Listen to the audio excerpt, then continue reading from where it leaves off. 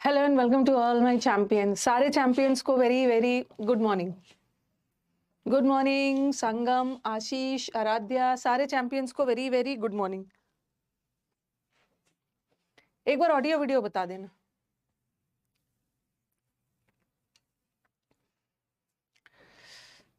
बहुत दिनों बाद मिल रहे हैं हम लोग, 4 दिन बाद मिल रहे हैं। आयुष, विपोन, विकास, सारे चैंपियंस को स्तुति, very very good morning.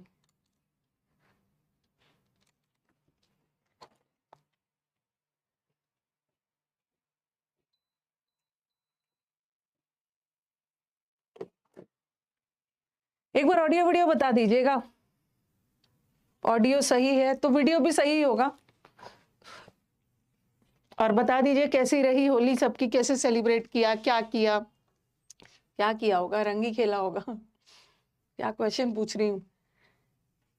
How was your Holi? अब तो होली बीत गया है, अब चलो पढ़ाई पे ध्यान देते हैं। सारा फेस्टिवल्स मोर और लेस सारा फेस्टिवल्स खत्म ही हो गया, अब पूरा ध्यान पढ़ाई पे। आज हम लोग जीरण शुरू करने वाले हैं।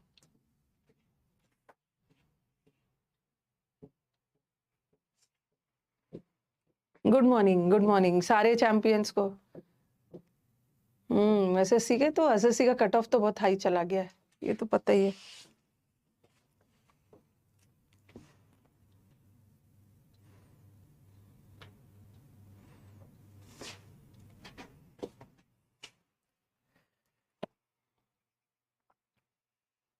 Holi was great. Good morning all. Okay है, सब अच्छे से मना लिया है होली अंकित ने। चलो स्टार्ट किया जाए ना, स्टार्ट किया जाए। ओके तो हम लोगों ने लास्ट क्लास जीरन किया था। एसएससी का कट ऑफ, हाँ एसएससी में स्कैम तो हुआ ही है।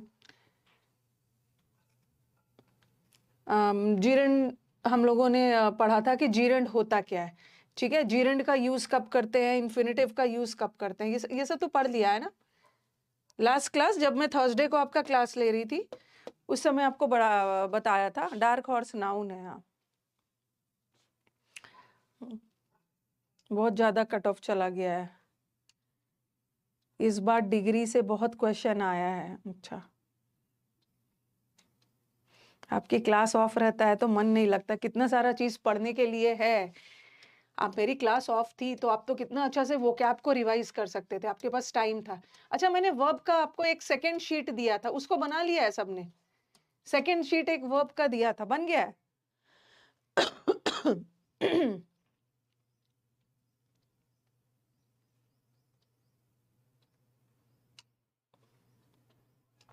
एक बार बताइए, सेकंड शीट बना लिया है?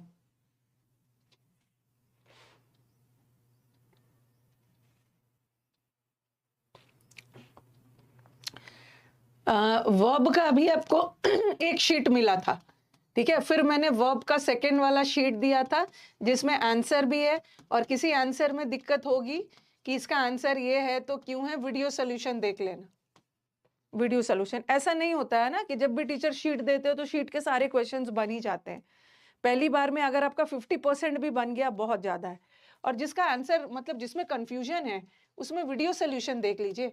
सिर्फ 1 का बी लिखने से पता नहीं होगा ना, अगर 1 का बी होगा तो क्यों होगा, ये वीडियो सोल्यूशन में है।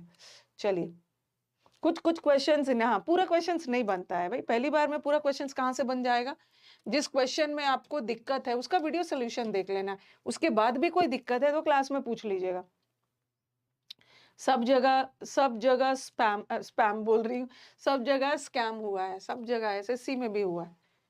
लेकिन अब देखो, इतना बड़ा टीचर सबसे ज्यादा दुविधा में ना टीचर है, सबसे ज्यादा टीचर दुविधा में है। वो बोलते हैं फिर भी खराब, नहीं बोल रहे हैं वो फिर भी खराब। कुछ बच्चे ऐसे भी है जिनका सिलेक्शन हो गया है, मैम रिजल्ट रिवाइज, मैंने अपने दोस्तों और पेरेंट्स को बोल दिया है कहीं रिजल्ट रिवाइज होगा तो ऐसा तो नहीं है कि मैं सिलेक्शन से आउट हो जाऊंगा। क्या क्या मैसेज लिख लिख के भेज रहे। आज बना लूंगा, आज बनाओगे? मैंने आपको 4 दिन की छुट्टी थी आपकी, थर्सडे, फ्राइडे, सैटरडे, संडे। आज बनाऊंगा। सब जगह हुआ है, सब जगह हुआ है। देखो 2 तरह के लोग होते हैं, ठीक है? सपोज़ मैं एक छोटा-सा एग्ज़ाम्पल देती हूँ, जैसे यहाँ पे एक चेयर रखा है, ठीक है? यहाँ पे एक चेयर रखा है, तो इस चेयर को उठा के वहाँ रखना है। तो कुछ लोग ऐसे होते हैं ना, पूरा हल्ला-हंगामा के साथ चेयर को वहाँ रखेंगे।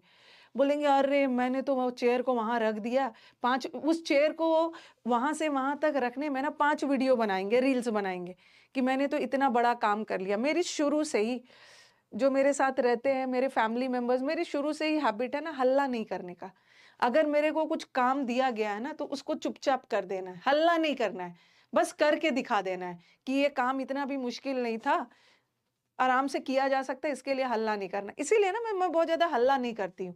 मैम आप स्कैम से रिलेटेड वीडियो बनाइए, स्कैम से रिलेटेड वीडियो बनाइए। अरे मैं ड्यूटी पूरा नहीं करना है ना। क्या होता है कि बच्चों को खुश करने के लिए ना जब टीचर आ जाते हैं, स्कैम से रिलेटेड बात करते हैं, देखो ये होना चाहिए, ठीक है? वेटिंग लिस्ट आना चाहिए, थोड़ा-सा टाइम ले रही हूँ आपका। ये होना चाहिए, वेटिंग लिस्ट होना चाहिए, नॉर्मलाइज़ेशन होना चाहिए, तो सब होना चाहिए। सब टीचर ने तो बनाया ही है, ये होना चाहिए और वीडियो बना के साइड हो गए, फिर आराम से है, चलो बच्चे खुश हो गए। ये टीचर हमारे साथ है। ठीक है? ये टीचर हमारे साथ है, हमारे फ़ेवर में बोल रहा है। ये ड्यूटी खत्म, उसके बाद फिर क्या हो रहा है, क्या नहीं। लेकिन मुझे ये सब मुझे लगा कि बाकी सारे टीचर्स ने तो बना ही दिया। मुझे एग्ज़ैक्टली देखना है ना कि इस पे किया क्या जा सकता है। वीडियो बना के इसीलिए लेकिन मुझे मजबूरी में ना घर से उस दिन घर से क्या था सैटरडे होली के नेक्स्ट डे मैंने वीडियो बनाया क्योंकि होली में ऑफ़िस बंद था, ऑफ़िस तो आई नहीं थी मैं, तो घर से एक छोटा-सा वीडियो बना दिया था। ओके, तो हल्ला हंगामा नहीं करना। मेरी लगातार ना टीचर से बात हो रही है। ओके, अभिनय सर इस कैंपेन को लीड कर रहे हैं, तो मैं उनसे बात करती हूँ कि सर एग्जैक्टली मतलब इसका सॉल्यूशन क्या है? क्या किया जा सकता है? लगातार बात हो रही है और मेरी क्या बात हो रही है, ये सब मैं यूट्यूब पे आके थोड़ी बताऊँगी। ओके, हमें हमें वर्क करना है ना, क्या किया जा सकता है? लगातार उनसे बात हो रही है। क्या किया जा सकता है या मतलब स्टूडेंट्स को क्या करना चाहिए? तो उन्होंने बोला अभी तक हमारे पास कोई ऐसा प्रूफ वगैरह तो नहीं है। सिर्फ स्टूडेंट्स बोल रहे हैं ना और स्टूडेंट्स बोल रहे हैं, सही बोल रहे हैं। ठीक है? जब आप कोर्ट केस के लिए जाते हो ना, जब आप कोर्ट केस के लिए जाते हो तो आपको कोर्ट में कुछ नहीं चाहिए, एविडेंस चाहिए। बच्चे तो अभी मुँह से बोल ही रहे हैं और बच्चे गलत नहीं बोल रहे हैं। 299 का सिलेक्शन हो गया है, 322 नंबर का सिलेक्शन नहीं हुआ, घोटाला, स्कैम तो हुआ है। बट हमें तो एविडेंस इकट्ठा करना होगा ना कोर्ट के सामने। तो इसके लिए हमें क्या करना होगा, फाइनल स्कोर का वेट करना होगा। जो आपका फाइनल स्कोर कार्ड आएगा ना उसमें क्या आता है, ठीक है? सॉल्यूशन सॉल्यूशन पे ही हम लोग वर्क कर रहे हैं टीचर्स, ठीक है? अब बाकी का तो मैं नहीं जानती लेकिन मेरी तो बात उनसे हो रही कि आखिर किया क्या जा सकता है? सबको पता है ये हुआ है और ये होना चाहिए, तो सॉल्यूशन क्या है? तो उन्होंने बोला कि अभी हम कुछ नहीं कर सकते हैं जब तक कि स्कोर कार्ड ना आए और सही से कुछ पता ना चले कि इन्होंने नॉर्मलाइजेशन मतलब किसको क्या आधार पे लिया है। ओके, तो स्टूडेंट से बस इतना ही बोला जा सकता है ना कि आप एसएससी पे प्रेशर स्टूडेंट्स अपने एसएससी पे प्रेशर डाल सकते हैं, मेल डाल सकते हैं कि हमारा स्कोर कार्ड जल्दी से जल्दी रिलीज करिए।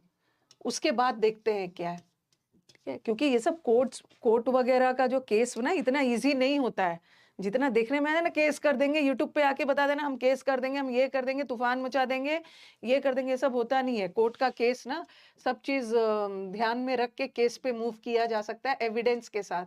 और ये जो लॉयर वगैरह हायर किया जाता है ना, इनको पैसे देने होते हैं, ठीक है? भर-भर के एक-एक हियरिंग के एक-एक अगर मतलब अगर मैं देख लूँ, एक-एक हियरिंग से 8 से 10 लाख ये रुपए लेते हैं।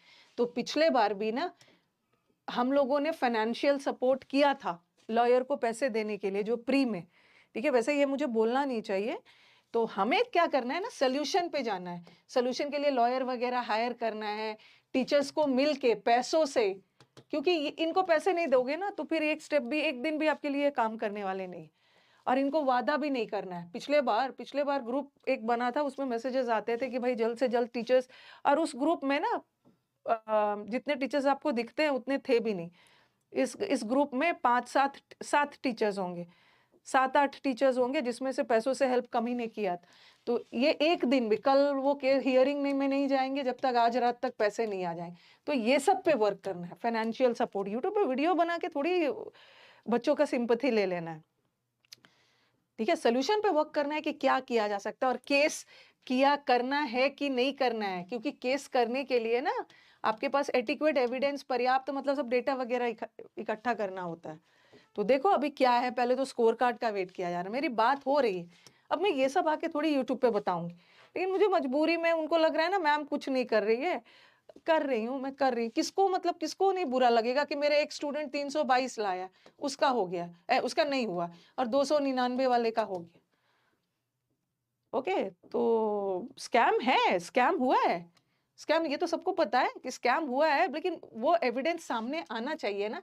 जब स्कोर कार्ड आ जाएगा तब डेटा के साथ, प्रूफ के साथ लॉयर के पास जाना होगा, और कोई अच्छा ही लॉयर करना होगा जो लगे कि केस जिता दे। ओके, पिछले बार भी बहुत सारा उसका एक बार में उसका 15-15 लाख डिमांड आता था, फिर सब टीचर्स कंट्रीब्यूट करके देते थे। कोई एक टीचर अपने पास से कैसे देगा, इतना ज्यादा खर्च है, तो सब टीचर्स कंट्रीब्यूट कर करके देते, तब केस एक बार प्री वाला याद है ना, बहुत सारे बच्चे फिर गए थे, तो ये सब होता। तो ये सब यूट्यूब पे आके नहीं बोलना है ना। ओके, तो होगा कुछ ना कुछ तो किया जाएगा ही, ठीक है, कुछ ना कुछ किया जाएगा। अब देखना है कि क्या होता है, क्योंकि एसएससी का तो आप जानते हो, कुछ ऐसा किया जाए कि आने वाले जो 2025 वाले बच्चे हैं, मतलब उसके लिए भी, उनके लिए फायदा हो जाए, आगे से ऐसा ना हो। अब देखना है कि इस बार क्या होता है। मैं तो लॉयर नहीं हूं, और क्या कैसे क्या हो सकता बता नहीं सकती, लेकिन आने वाले स्टूडेंट्स के साथ ऐसा प्रॉब्लम ना हो, ठीक है। तो हो रहा है, अब अननेसेसरी हम लोग बेकार का अपना टाइम वेस्ट कर लिए, लेकिन ये बात को आप ही लोगों ने उठाया, एसएससी स्कैम, नो डाउट बहुत बड़ा मुद्दा है, बट क्लास के बीच में नहीं बात करना है, बाद में बात करें, चाय पे चर्चा होगी इसके। ठीक है, तो स्टार्ट किया जाए ना। अभी तक मैंने कितना जीरण पढ़ा दिया। अल्टीमेटली जितना भी हो रहा है, जो हो रहा है उसको होने दीजिए, टीचर्स आपके साथ है, लेकिन आपकी पढ़ाई नहीं रुकनी चाहिए। ओके, सेल्फ पढ़ाई नहीं रुकनी चाहिए, ये तो आपको करना ही होगा। चलो स्टार्ट करते हैं। हाँ, मैंने आपको पढ़ा दिया था लास्ट क्लास, बहुत डिटेल में बताया था कि कैसे पता करेंगे कि कौन सा जीरेंड है, कौन सा प्रेजेंट पार्टिसिपल है, और कौन सा मेन वर्ब है। अब जीरेंड से क्वेश्चंस कैसे कैसे आते हैं, एग्जाम में एरर्स कैसे आते हैं, वो करेंगे। हम जीरेंड को वर्बल नाउन भी बोलते हैं। क्यों जीरेंड को वर्बल नाउन क्यों बोलते हैं? जब वर्ब का आईएनजी फॉर्म नाउन का काम करने लगे, जब वर्ब नाउन का काम करने लगे, उसको जीरेंड बोलते हैं। और नाउन का काम करने के लिए उस आईएनजी को या तो सब्जेक्ट बनना होगा, ऑब्जेक्ट, ये सब हमने बहुत डिटेल में डिस्कस कर लिया। ओके, अभी फिर से इसको डिस्कस करने की जरूरत नहीं है। ओके, अब जीरेंड से क्वेश्चंस कैसे कैसे आते हैं, अब लिखना शुरू करिएगा। और एक दो चीज और बता दिया कि प्रेपोजिशन के बाद कभी भी इन्फिनेटिव नहीं आता है। प्रेपोजिशन के बाद जब भी आएगा जीरेंड आएगा, और जब भी पर्पस बताना हो, सजेशन, ऑर्डर, एडवाइस देना हो, वहां इन्फिनेटिव लगाना, जीरेंड मत लगाना। जीरेंड एक्टिविटी वगैरह के लिए यूज होता है, हॉबी वगैरह के लिए। अब सबसे पहला यूजेस ऑफ जीरेंड्स, ये लिखो, ठीक है। जीरेंड्स आर यूज्ड एज सब्जेक्ट्स, इसकी हिंदी बता रही हूँ। जीरेंड को सब्जेक्ट के रूप में यूज किया जाता है प्रोहिबिशन में, जब भी किसी वार्निंग, निषेध, ठीक है, जब भी किसी वार्निंग एंड निषेध और वो सब बताना हो, वहां पे जीरेंड का यूज कर देते हैं। टू स्मोक इज प्रोहिबिटेड नहीं होगा, स्मोकिंग इज प्रोहिबिटेड। देखो एक निषेध है ना, स्पिटिंग, थूकना मना है, या कहीं पे आपको लिखा हुआ मिल जाता है नो स्मोकिंग, तो यहाँ पे स्मोकिंग जीरेंड है। या मिल जाता है नो पार्किंग, लिखा हुआ मिलता है ना कि यहाँ पे पार्किंग नहीं करना है, तो ये नो पार्किंग, ये क्या है, एक निषेध है, चेतावनी दी जा रही है। तो जीरेंड को सब्जेक्ट बना के हम शॉर्ट प्रोहिबिशन में यूज कर लेते हैं। अरे ऐसे ऐसे बगल में एक भैया 2 दिन पहले सुसाइड सोल्यूशन होता है, सुसाइड कर लेंगे तो फिर से एबीसीडी से स्टार्ट करना होगा।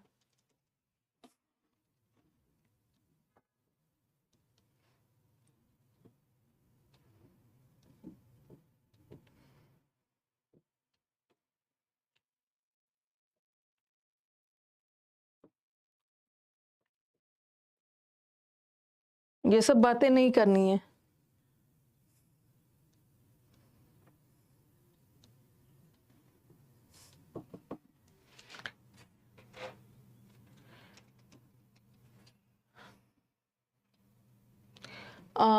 Eating and drinking is not allowed, खाना पीना अलाउड नहीं है। जैसे मेट्रो में ट्रेवल करोगे बोलते हैं खाना पीना अलाउड नहीं है, तो यहाँ ईटिंग क्या है, सब्जेक्ट है, ठीक है, ड्रिंकिंग इज ऑल्सो सब्जेक्ट। और आप बोलोगे मैम आईएनजी सब्जेक्ट कैसे हो गया? आईएनजी को हम एज अ जीरंड बना के सब्जेक्ट के रूप में यूज करेंगे, और दिमाग में आएगा मैम ईटिंग और ड्रिंकिंग आर होना चाहिए, बट यहाँ खाना पीना को एज अ यूनिट माना है, एज अ सिंगल यूनिट।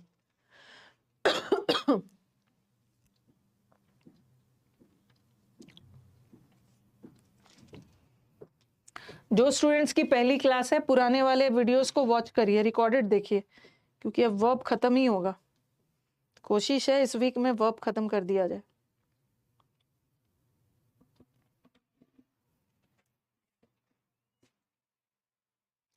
ठीक है, सेकंड वाला भी मत लिखना, सेकंड वाले को मैं अच्छे से समझाऊंगी। अब बोलोगे मैम जीरंड का यूज कैसे होता है? जीरंड को हम एज अ सब्जेक्ट या ऑब्जेक्ट बना के भी यूज कर सकते हैं, निषेध वगैरह में। सेकंड वाला मत लिखिएगा, ठीक है? सेकंड वाला तो बहुत बहुत वेरी वेरी वेरी इंपॉर्टेंट।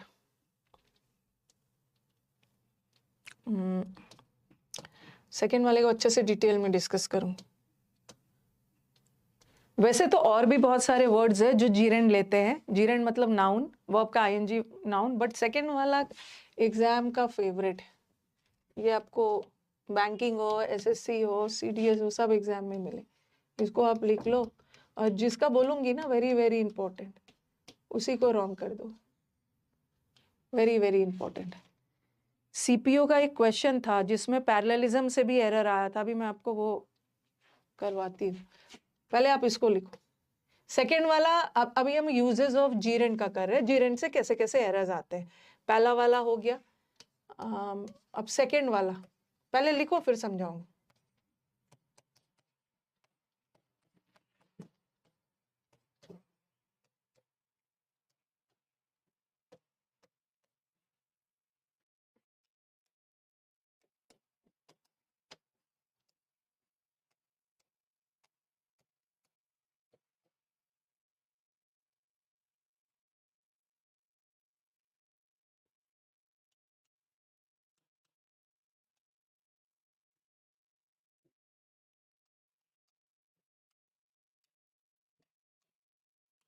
क्यों जीरेंड लेता है बता रही।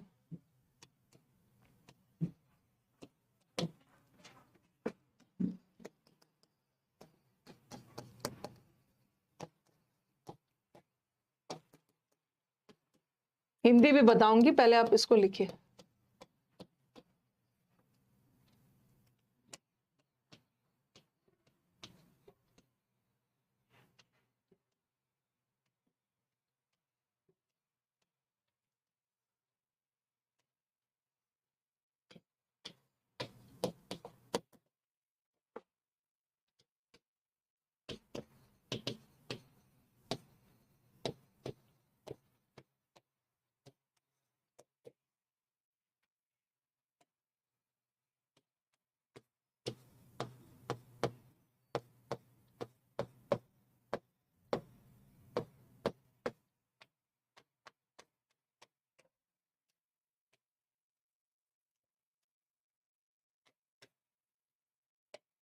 लिखो पहले आप। ये एग्जाम में कई बार आया है ये वाला। तब तक मैं एक सीपीयू का क्वेश्चन ढूंढ रही हूँ।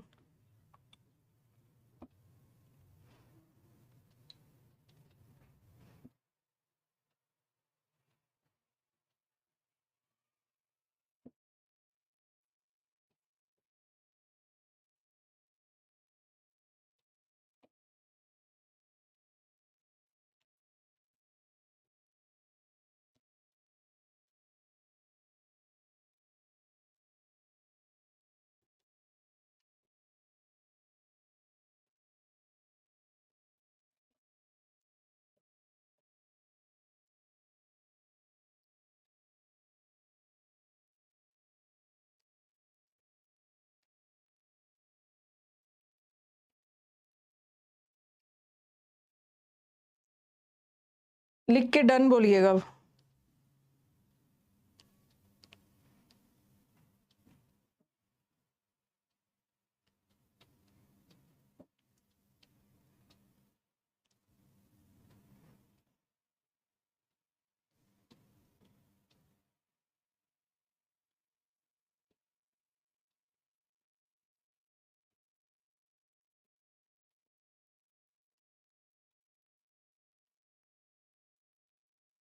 एक पैरेललिज्म का एरर आया था जिसको बच्चे गलत सोच रहे थे।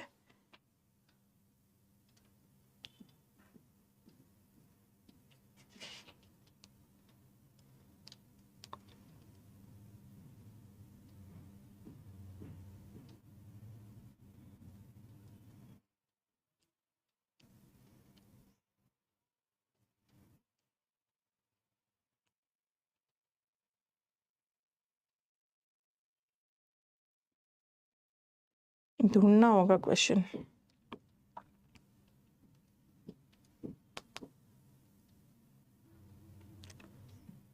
हाँ, लिख लिया सबने?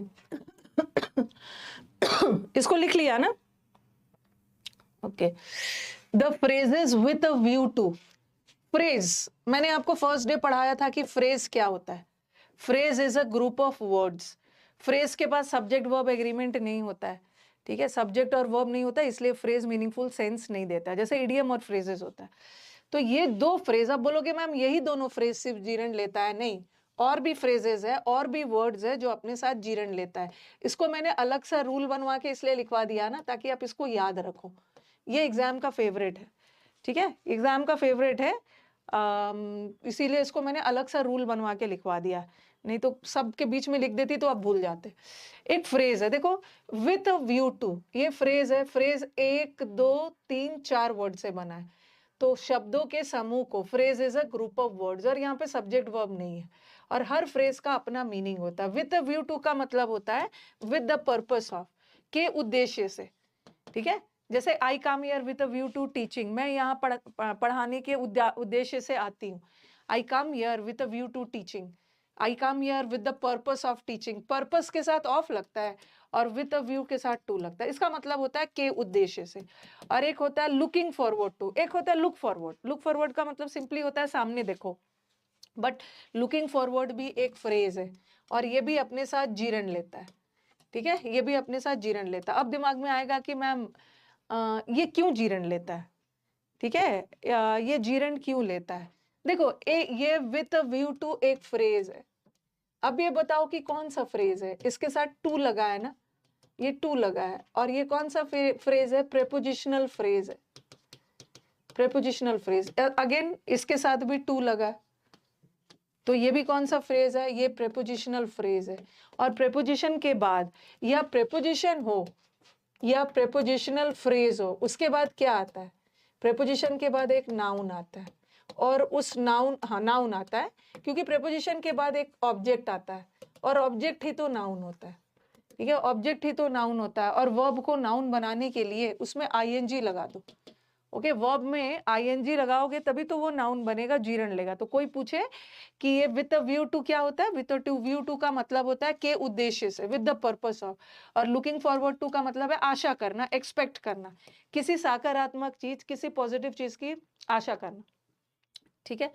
दोनों फ्रेज है और दोनों का मतलब बता दिया, लेकिन ये अपने साथ जीरण क्यों लेता है, ये अपने साथ जीरण इसलिए लेता है क्योंकि ये प्रेपोजिशनल फ्रेज है, और प्रेपोजिशन के बाद हमेशा एक नाउन चाहिए, और नाउन ही तो जीरण होता है ना। तो इनके बाद अगर असली नाउन आया है तो उसमें आईएनजी मत लगाना, लेकिन इनके बाद कोई वर्ब आया है ना, उसको नाउन बनाने के लिए आईएनजी लगाना, ठीक है। अब आ जाओ सेंटेंस देखते हैं। देखना जरा सेंटेंस, क्योंकि आपने दिमाग में बैठाया हुआ है ना, आपने देखो, एक कंफ्यूजन आपके दिमाग में आएगा कि मैम टू के साथ, टू के साथ तो आपने बोला है वर्ब का V1 फॉर्म आता है, लेकिन अभी आप बोल रहे हो कि टू के साथ आईएनजी भी आ सकता है। टू के साथ वर्ब का V1 फॉर्म तब आता है जब वो टू और V1 मिलके इन्फिनिटिव का काम कर रहा है, इन्फिनिटिव। बट अगर ये टू प्रेपोजिशन है, ठीक है, यहाँ तो 2 + V1 इन्फिनिटिव हो जाता है, बट अगर वाक्य में टू प्रेपोजिशन का काम कर रहा है तो प्रेपोजिशन के बाद तो हम आईएनजी लगा ही सकते हैं, क्योंकि कई बार टू के बाद आईएनजी आता है और बच्चे उसको गलत मान लेते हैं। बच्चे गलत मान लेते हैं कि मैम टू के साथ आईएनजी कहाँ से आ गया, टू के साथ तो V1 आता है, दोनों आता है, बट इन्फिनिटिव हो तो V1, बट अगर टू प्रेपोजिशन है तो उसके बाद आईएनजी आ सकता है, क्योंकि प्रेपोजिशन के बाद नाउन आता है, और जब नाउन आईएनजी, मतलब जब नाउन आता है और जब वर्ब आईएनजी फॉर्म में है तो वो नाउन का काम कर सकता है जीरंड के रूप में, प्रेपोजिशन के बाद जीरंड आ सकता है। ठीक है, पहला सेंटेंस देखो, पहला दोनों सेंटेंस सेम है, मैं बात तो दोनों में एक ही चीज बोल रही हूँ, I come here to teach, मैं यहाँ पढ़ाने आती हूँ, और दूसरा सेंटेंस है मैं यहाँ पढ़ाने के उद्देश्य से आती हूँ। ठीक है, मैं यहाँ पढ़ाने आती हूँ और मैं यहाँ पढ़ाने के उद्देश्य से आती हूँ। No doubt both the sentences literally they convey the same meaning, दोनों का मीनिंग सेम है, बट देखना ये तो सही है, ये इन्फिनिटिव है ना, टू के साथ V1, ठीक है, टू के साथ V1 आया है, ये सही है। लेकिन आप बोलोगे कि मैम यहाँ टू के बाद V1 क्यों नहीं आया? ठीक है, यहाँ टू के बाद V1 क्यों नहीं आया? यहाँ तो टू के बाद V1 आएगा क्योंकि इन्फिनिटिव होता है, लेकिन यहाँ भी तो V1 आना चाहिए ना, बट V1 क्यों नहीं आया? बिकॉज ये टू अलग से नहीं है। ये टू जो यहाँ पे तो टू अलग से था, उसके बाद V1 आया, लेकिन ये जो टू है ना अलग से नहीं है, ये विद व्यू टू का ही एक हिस्सा है। ठीक है, यहाँ का टू अलग से नहीं है कि V1 लगा दोगे, यहाँ का टू विद व्यू टू का ही हिस्सा है।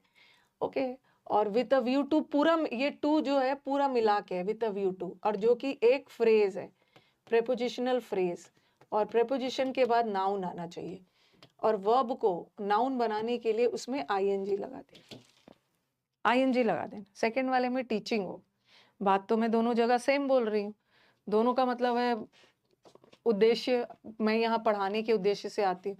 लुकिंग फॉरवर्ड टू का मतलब भी होता है आशा करना, और यहाँ भी होप का मतलब है आशा करना, बट ये टू अलग से नहीं है, टू मीट, ये तो सही है, ये अलग से नहीं है, बट ये जो टू है ना ये किसका हिस्सा है? लुकिंग फॉरवर्ड टू का, जो कि एक प्रेपोजिशनल फ्रेज है, और उसके बाद नाउन चाहिए, नाउन चाहिए, नाउन चाहिए। ओके, चलो पहला 4 सेंटेंस कॉपी करिए, 5वां वाला को मैं अच्छे से बताऊंगी।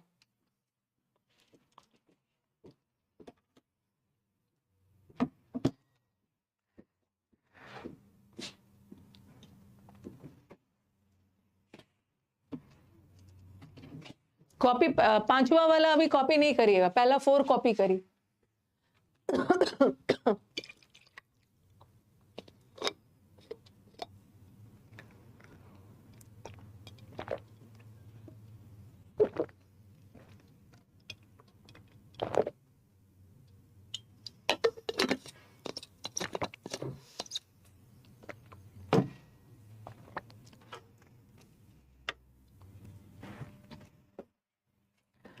मैं हिंदी मीडियम से हूँ, इंग्लिश कम समझ में आती है, मैं तो हिंदी में ही पढ़ा रही हूँ, मेरे 95% स्टूडेंट हिंदी मीडियम वाले ही, हिंदी भी तो बता रही हूँ। विद व्यू टू का मतलब होता है के उद्देश्य से, लुकिंग फॉरवर्ड टू का मतलब होता है आशा करना। ओके ओके, पहला 4 हो गया। अब आ जाओ, आप बोलोगे कि मैम लुकिंग फॉरवर्ड टू के साथ तो आपने आईएनजी बताया है, कहीं पे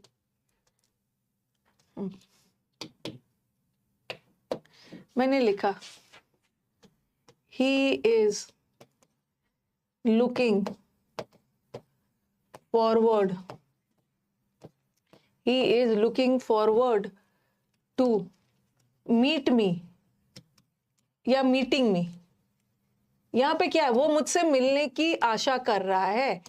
अगर मैं ऐसा लिखती ही होप्स टू मीट मी, वो आशा कर रहा है मेरे से मिलने की, तो यहाँ पे टू मीट इन्फिनिटिव है, सही है। ठीक है, टू मीट इन्फिनिटिव है, सही है, बट यहाँ पे देखो लुकिंग फॉरवर्ड टू का मतलब भी होता है आशा करना, होप करना, बट यहाँ का टू अलग से है, किसी का होप का हिस्सा नहीं है, अलग से है टू के साथ V1। ठीक है, लेकिन यहाँ का जो लुकिंग फॉरवर्ड, ये जो टू है ना, ये लुकिंग फॉरवर्ड का ही हिस्सा है, जो कि एक प्रेपोजिशनल फ्रेज है, और प्रेपोजिशन के बाद नाउन चाहिए, और वर्ब का V1 फॉर्म नाउन नहीं होता है, वर्ब का V4 ING फॉर्म को हम नाउन बना सकते हैं जीरेंड के रूप में। ठीक है, जीरेंड के रूप में। ठीक है, ओके। अब एक चीज और याद रखना है कि मैम जब भी लुकिंग फॉरवर्ड टू आएगा तो उसके बाद हमेशा ING आएगा। ING आ सकता है, अगर कोई वर्ब आ रहा है तो उसमें ING बनाओ, जीरेंड बना दो, बट अगर असली वाला नाउन आ रहा है, जैसे मैंने लिखा ही इज लुकिंग, मैं आपके अच्छे रिजल्ट्स की आशा कर रही हूँ, he is looking forward to good results,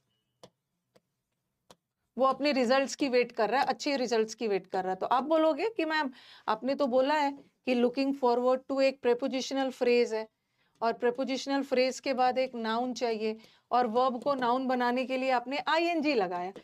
looking forward to के बाद कोई वर्ब आएगा ना, वर्ब का आईएनजी बना के नाउन करोगे ना, बट यहाँ तो ऑलरेडी असली वाला नाउन है, रिजल्टिंग नहीं करोगे, रिजल्ट असली वाला नाउन है, तो फिर से इसको नाउन क्यों बनाओगे? यहाँ तो ऑलरेडी असली वाला नाउन है, फिर से नाउन नहीं बनाना है। नाउन तो तब बनाना है ना जब कोई वर्ब आ गया उसमें आईएनजी लगा के, बट यहाँ तो असली वाला नाउन ऑलरेडी है, तो आईएनजी मत लगाना। और रिजल्ट्स की विशेषता बता रहा है, ये तो एडजेक्टिव। ओके, अगर यही सेंटेंस ऐसा रहता है, he is looking forward to get good results, वो अच्छे रिजल्ट्स की कर रहा है, तब हम क्या करेंगे? देखो, लुकिंग फॉरवर्ड टू, यहाँ तो लुकिंग फॉरवर्ड टू के बाद असली वाला नाउन आ गया, और असली वाला नाउन है तो फिर आईएनजी क्यों लगाओगे? नकली वाला, नकली में आईएनजी लगे, जीरन बनाने के लिए आईएनजी लगाना, ये तो असली वाला है। बट यहाँ पे देखो ये वर्ब है, ठीक है, वर्ब का V1 फॉर्म है, बट लुकिंग फॉरवर्ड टू के साथ, तो हमें नाउन चाहिए, और ये तो वर्ब है, इसको नाउन बनाने के लिए आईएनजी लगा दो। अगर पहले से असली नाउन आया है तो उसको आईएनजी मत करना, ठीक है।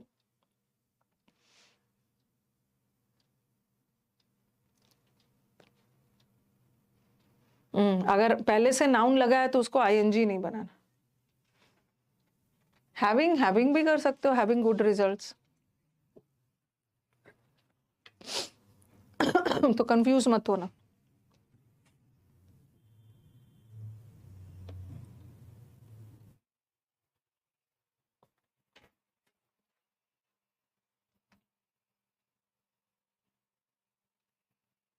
ओके, देखो यहीं पे कुछ क्वेश्चंस है।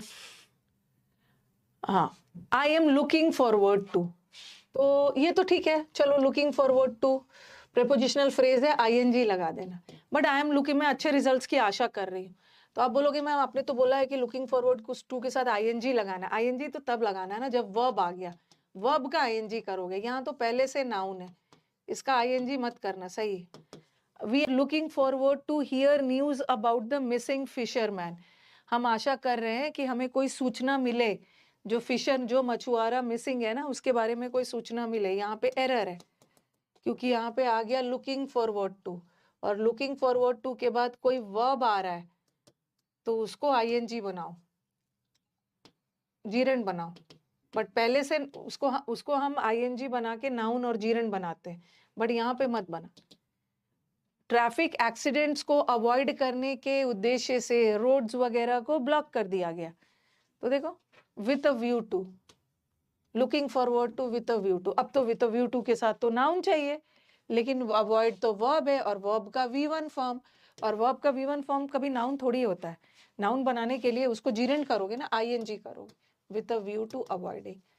तो ये दिमाग से ना एक, हाँ, एक दिमाग से ये वाला हटाइए कि मैम टू के बाद तो हमेशा V1 होता है जब वो इन्फिनिटिव हो, लेकिन कभी कभी टू के साथ आईएनजी भी होता है।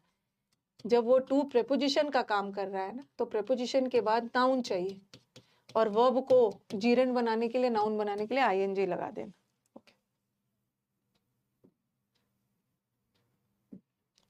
अब एक स्टूडेंट ने, जब सीपीयू का रिजल्ट आया ना, एक स्टूडेंट ने बोला कि मैम आपने तो बोला था कि नोइंग कोई वर्ड नहीं होता है। उसीलिए बोलते हैं ना, आधा अधूरा बात को सुनते हो या तो नोट्स को रिवाइज नहीं करते हो। चलो मेरे को बताओ, आप स्टूडेंट्स बताओगे क्या मैंने ऐसा बोला है कि नोइंग कोई वर्ड होता ही नहीं है? और ये वाला चीज ना, मैंने इसका एग्जाम्पल भी क्लास में दिया है। ओके, एग्जाम्पल भी क्लास में दिया और बताया ना कि अगर नोइंग मेन वर्ब का काम कर रहा है तो नोइंग स्टेटिव वर्ब है, उसका आईएनजी नहीं बनता है, बट एज अ जीरेंड बनता है ना। ये मैंने आपके बैच में भी पढ़ा दिया, और बोला था कि फिर 10th चैप्टर में अलग से पढ़ाऊंगी, आपको याद होगा कि मैम आपने तो बोला था कि नोइंग वर्ड नहीं होता है। और मैंने यही वाला एग्जाम्पल भी दिया था कि देखो, एग्जाम में कंफ्यूज मत होना है, बुक में लिखा हुआ आ जाता है कि नोइंग कोई वर्ड नहीं होता है, लेकिन ऐसा वाला एग्जाम्पल दिया था, आफ्टर नोइंग द ट्रूथ। चलो बताइए कमेंट बॉक्स में, after knowing the truth I gave my opinion. सच्चाई जानने के बाद मैंने अपना ओपिनियन दिया। और मैम आपने तो बोला था कि नोइंग वर्ड नहीं होता, मैंने बोला था नोइंग एज अ वर्ब नहीं होता है, ठीक है, क्योंकि नोइंग स्टेटिव वर्ब है और स्टेटिव वर्ब का आईएनजी नहीं होता है। ध्यान से आप लोग सुनते नहीं हो। देखो, he is knowing the truth, वो सच्चाई जान रहा है, ये ऑक्सिलरी है और यहाँ नोइंग मेन वर्ब, और knowing as a main verb stative verb है, उसका आईएनजी नहीं होता है। He knows the truth, but यहाँ का नोइंग मेन वर्ब थोड़ी है यहाँ का नोइंग मेन वर्ब थोड़ी है, ये वाला यहाँ का नोइंग प्रेपोजिशन है, और प्रेपोजिशन के बाद ऑब्जेक्ट आता है, ऑब्जेक्ट, और ऑब्जेक्ट ही तो नाउन होता है, और जब आईएनजी फॉर्म में नाउन है तो वो जीरेंड है, तो as a gerund knowing use हो सकता है, एज अ नाउन यूज हो सकता है, नॉट एज अ वर्ब। ये मैंने आपको बताया भी था, ये आप लोग और एकदम स्पेसिफिक करके बताया था कि देखो एग्जाम में नोइंग वर्ड आ गया ना, तो ये मत सोचना कि एरर है, एरर तब मानोगे जब नोइंग को एज अ मेन वर्ब के रूप में यूज किया जाए, बट प्रेपोजिशन के बाद मेन वर्ब थोड़ी आता है, यहाँ पे नोइंग एज अ जीरेंड है, एज अ नाउन, ठीक है। और एक मैंने ऐसा भी बताया था आपको, हाँ, एक ऐसा भी एग्जाम में एरर आया है, अभी हाल फिलहाल है, पिछले ही साल ऐसा आ गया था, after knowing truth I gave my opinion. देखो यहाँ का नोइंग सही है और यहाँ पे आर्टिकल का एरर है, यहाँ पे द लगना चाहिए।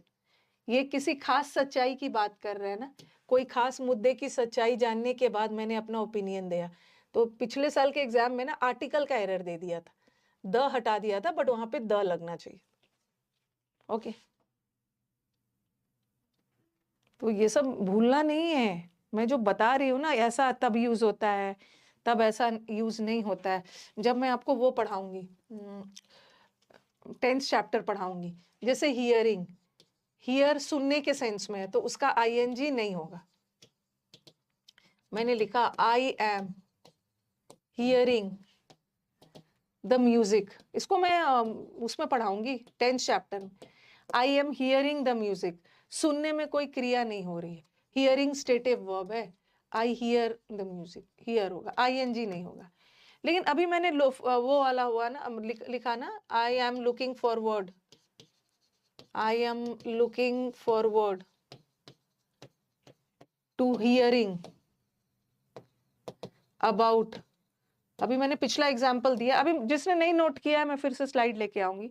अबाउट द, मैं ये जो मछुआरा गायब है ना उसके बारे में मतलब वेट कर रही हूँ कि उसका कोई खबर मिले। I am hearing, I am looking forward to hearing news about the missing fisherman, ये एग्जाम्पल दिया था मैंने, ठीक है। और आप मुझे बोलोगे कि मैम अभी तो आपने बोला कि हियरिंग गलत है, क्योंकि यहाँ का हियरिंग मेन वर्ब है, hearing as a main verb गलत है, बट यहाँ का हियरिंग लुकिंग फॉरवर्ड टू एक फ्रेज है, इसके बाद जीरेंड आता है, नाउन आता है, तो यहाँ का हियरिंग जीरेंड है, वर्ब नहीं है, ये नाउन है, नकली नाउन है, तो एज अ नाउन यूज करोगे, एज अ नाउन नोइंग भी यूज करोगे, but not as a verb, ठीक है। चलिए नोट कर लीजिए, नोट करिए, एक बार मुझे बता दो। और एक हियरिंग तो सुनवाई भी होता है, सुनवाई के सेंस में आईएनजी लगा दोगे, सुनने के सेंस में आईएनजी मत लगाना। The court is hearing the case, इसको मैं आपको 10th चैप्टर में डिटेल में बताऊंगी। अब आप बोलोगे कि मैम यहाँ भी तो हियरिंग मेन वर्ब है, बट यहाँ आपको आपने कैसे सही मान लेना, बिकॉज यहाँ हियरिंग सुनने के सेंस में नहीं है, यहाँ कोर्ट के केस की सुनवाई कर रहा है, प्रोसीडिंग कर रहा है, तो वहां पे हो जाएगा। इसको हम लोग 10th चैप्टर में पढ़ेंगे, नॉट टू वरी।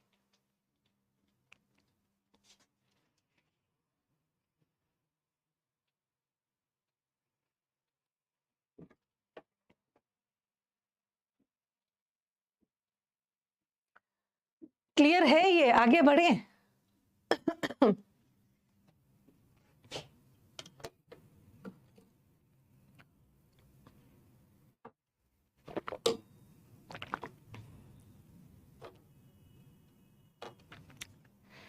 आगे बढ़े, एक बार डन बोल दीजिए। अब मैं इस बार के सीपीओ का एक क्वेश्चन उठा रही हूँ, जहाँ पे बच्चों ने कंफ्यूजन में यही जो आधा अधूरा आप लोग सुनते हो ना और नोट्स रिवाइज नहीं करते हो, हाँ, उसी का नतीजा है। पढ़ा तो सब देती हूँ मैं, नोट्स में मेरे नोट्स में एक भी कोई ऐसा चीज नहीं हो ना जो मैंने अपने नोट्स में शामिल नहीं किया है और जो एग्जाम में आ जाए। इसलिए कोई बुक खरीदने की जरूरत नहीं है ग्रामर की। ग्रामर का कोई बुक नहीं खरीदोगे, 5 बुक के बराबर सारा नोट्स मैंने डाला हुआ है। तो 10 बुक को आपको आई एम हियर नहीं होगा ना, आईएनजी हटेगा तो एम भी तो हटेगा। अब देखो ये क्वेश्चन आया है इस बार के सीपीओ एग्जाम। फिर मैंने बच्चों को जब आंसर भेजा ना तब उनको याद आया, नहीं मैम हम आपने ये तो बताया ही था। ये सीपीओ में क्वेश्चन नंबर 14 है, ये था यार, ये मैंने अभी आपको वर्ब चैप्टर में पढ़ा दिया है। Traditional practices, traditional practices are, ठीक है, ये वाला मान लो फर्स्ट वाला है, तोड़ तोड़ के सेंटेंस को दिया है। Traditional practices are ways of knowing, learning, एक ये है और दूसरा है, तीसरा है टू जेनरेट। ये पूरा एक सेंटेंस है, ठीक है, उसको तोड़ तोड़ के ऐसे सीधा ना लिख के एबीसीडी ना करके ऐसा ऐसा दे दिया, to generate a distinct experience. ये मैं आपको वर्ब चैप्टर में पढ़ा चुकी हूँ, इसीलिए ना क्वेश्चंस टीचर का भी देखना बहुत जरूरी है। Of the world around us. चलो बताओ एरर कहाँ पे।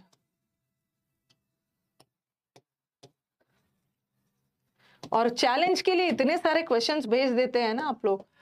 बच्चे ने बोला कि मैम इसमें गड़बड़ी है, ओके गड़बड़ी इसमें है, बट सीपीओ ने आंसर इसको दिया है कि मैम सीपीओ के की के अनुसार मैंने तो इसको टिक किया था बट मेरा गलत हो गया, सीपीओ ने इसको दिया है। क्या हम इस क्वेश्चन को चैलेंज कर सकते हैं? बिल्कुल नहीं कर सकते। इसमें सीपीओ का आंसर की के अनुसार सही है, सही है। अब वो क्या हो गया कि अरे नोइंग तो कोई वर्ड होता ही नहीं, होता है, ये ऑफ है, ऑफ प्रेपोजिशन है। और प्रेपोजिशन के बाद क्या आता है? प्रेपोजिशन के बाद ऑब्जेक्ट आता है। ये प्रेपोजिशन का ऑब्जेक्ट है और ऑब्जेक्ट ही तो नाउन होता है, ठीक है। आप बोलोगे कि मैम ये नाउन कैसे हो गया? क्योंकि वर्ब का आईएनजी फॉर्म जब नाउन का काम करता है तो उसको जीरेंड बोलते हैं। तो knowing as a main verb नहीं, as a main verb knowing नहीं होता है, बट एज अ जीरेंड तो हम यूज कर सकते हैं, ठीक है, एज अ जीरेंड कर सकते हैं। देखो यहाँ पे एरर दूसरा था। अभी मैं आपको पिछले क्लास मैंने आपको एक रूल पढ़ाया था, पैरेललिज्म। पैरेललिज्म का मतलब है समांतर। अब देखना, अब आप बोलोगे कि हाँ कि मैम ये नोइंग जीरेंड है, ठीक है, लर्निंग भी जीरेंड है। अगर ही इज लर्निंग होता ना, ही इज लर्निंग, वो लर्न कर रहा है, तो यहाँ का लर्निंग मेन वर्ब होता, ठीक है। बट यहाँ पे ये जीरेंड है, ये भी जीरेंड है, और एंड छोड़ दिया है ना मैंने, लर्निंग, हाँ एंड छोड़ दिया था, यहाँ पे एंड लगा हुआ था, ठीक है, थर्ड में एंड टू जनरेट। ये जीरेंड है, ये जीरेंड है, तो इसको भी तो जीरेंड ही रखना है, जेनरेटिंग। तो सीपीओ का आंसर सही है। ये पैरेललिज्म वाला रूल है, पैरेललिज्म वाला, जो सब कुछ पैरेललिज्म मेंटेन करना है, सबको जीरेंड। और फिर उन्होंने तो एरर ये करके आ गए थे कि मैम नोइंग तो कोई वर्ड होता नहीं है, ऐसे जीरेंड होता है, ये जीरेंड, ये जीरेंड, तो ये भी जीरेंड, ठीक है। फिर आपके दिमाग में एक क्वेश्चन आएगा, कुछ बच्चों के दिमाग में क्वेश्चन आएगा, मैम ऐसा भी तो कर सकते हैं कि अगर ये इन्फिनिटिव है तो इसको भी इन्फिनिटिव कर देते हैं, ways to know, to know, फिर है टू लर्न, ओके, और ये तो इन्फिनिटिव है ही, हम ऐसा भी तो कर सकते हैं। लेकिन यहाँ पे एक जनरल बात कही गई है, ओके, ट्रेडिशनल प्रैक्टिसेस आर, किसी भी, जब हमें अपनी दुनिया को जानना होता है ना, अगल बगल क्या हो रहा है उसको जानने के लिए हमें अगल बगल क्या हो रहा है वो जानना है, हमें सीखना है, और एक्सपीरियंस, हमारे वर्ल्ड से जो हमें एक्सपीरियंस मिल रहा है वो लेना है। तो यहाँ पर एक जनरल एक्टिविटी की बात हो रही है, ठीक है, एक जनरल एक्टिविटी की बात हो रही है कि हमें ऐसा ऐसा करना चाहिए, और एक्टिविटीज के लिए, हॉबीज के लिए हम जीरेंड का यूज करते हैं, तो ये तो जीरेंड है ही, इसको कर देना। ओके,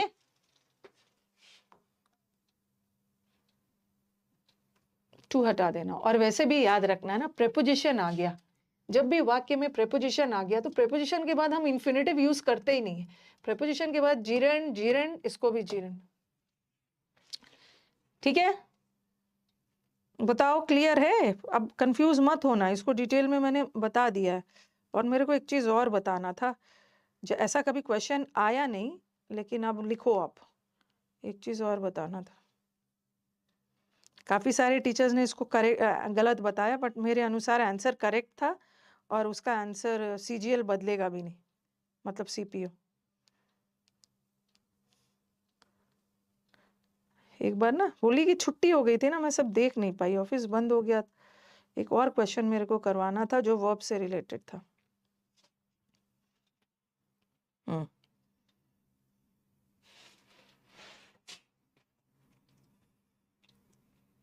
ओके, अब देखो, अब थोड़ा सा अपना पेज पलटिए, ये क्वेश्चन आ गया था, ऐसा क्वेश्चन कभी आया नहीं है, लेकिन आने की मतलब आ ही गया है, पहली बार आया है। काफी सारे टीचर्स ने यूट्यूब पे बताया है कि ये क्वेश्चन गलत है, ये होगा, लेकिन मेरे अनुसार सीपीओ का आंसर सही है, और मुझे नहीं लगता है कि सीपीओ चेंज करने वाला है। ठीक है, देखो एक ये क्वेश्चन आया था, आपने जहाँ पे शुड लिखा है ना, कहीं पे भी लिख लो शुड वाले जगह पे, मैंने आपको बताया था ना कि शुड क्या बताता है, एडवाइस के लिए, शुड एडवाइस के लिए यूज होता है, सजेशन के लिए, इसीलिए मैं आपको नोट्स हैंड रिटन नहीं देती हूँ, हाथ से नोट्स लिखा हुआ में ना अपने से कुछ कुछ ऐड भी कर सकते हो। ओके, अपने से और फिर मैंने बताया था कंडीशन बताने के लिए, इफ का सेंस आता, should he come I will go, ऐसा कुछ बताया था ना, शुड ही कम, अगर वो आता है तो मैं जाऊंगा। ठीक है, तो यहाँ शुड किसका सेंस दे रहा है, अगर का सेंस, कभी कभी शुड इफ का सेंस भी देता है। ठीक है, और एक मैंने आपको ये भी बताया था, he should do the work, उसको इस काम को करना चाहिए, तो काम को करना उसकी ड्यूटी, इतना तो मैंने आपको बताया था। ओके, मेन चीज जो शुड बताता, अब आप वहां पे एक और चीज लिखो, एक और चीज लिखो जो इस बार के एग्जाम में आया है, इसको हटा रही हूँ, हाँ फिर से नहीं लिखना है, समझाने के लिए। ठीक है, ये क्वेश्चन आया था, इफ द, आपका थोड़ा टाइम ले रही हूँ क्योंकि ये सब मैंने आपको पढ़ा दिया, इफ द वेदर फोरकास्ट, ये वाला इस बार का क्वेश्चन था, कंफ्यूज करने वाला था, if the weather forecast proves, काफी सारे स्टूडेंट्स ने यूट्यूब पे आके इसका आंसर गलत बताया। ओके, और मुझे स्टूडेंट्स ही बताते हैं, हम लोग हर टीचर का हम लोग वीडियो नहीं देखते हैं ना, आप ही लोग बोलते हैं कि मैम ये सर या ये मैम ने ये बताया था, आप ये बता रहे हो।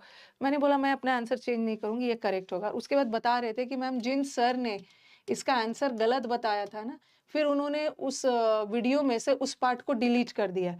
मैंने बोला कि क्या बताया, एक बार भेजना, हाँ जिसने भी बताया है कि ये आंसर गलत है तो एक बार भेजना मुझे वो वीडियो कि क्या गलत है। तो बच्चा ढूंढने गया ना, तो वो वीडियो का इतना पार्ट वहां से डिलीट कर दिया गया, टीचर को भी कंफ्यूजन था। ठीक है, तो उनको भी लगा है शायद मैंने गलत आंसर बता दिया है, बट सीपीयू मुझे नहीं लगता है बदलेगा, एक बार आंसर की रिवाइज होके आएगा, देख ही लेना। If the weather forecast proves accurate, अगर भविष्यवाणी एक्यूरेट होता है, या मॉडल वर्ब कह रहा था, वी डैश हेवी स्नोफॉल, ये क्वेश्चन आया था।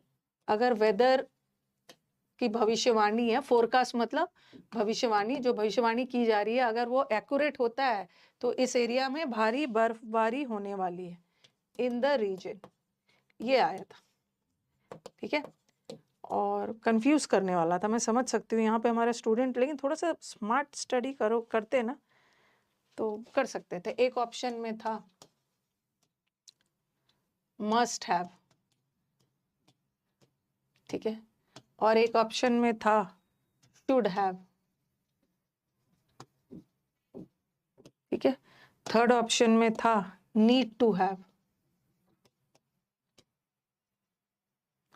और फोर्थ ऑप्शन में था आर हैविंग।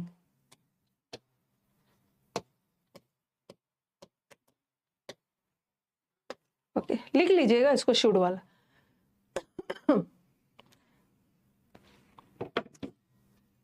ठीक है, ये क्वेश्चन थोड़ा सा ना इतना जल्दी टिक करने वाला नहीं था, परेशान करने वाला था।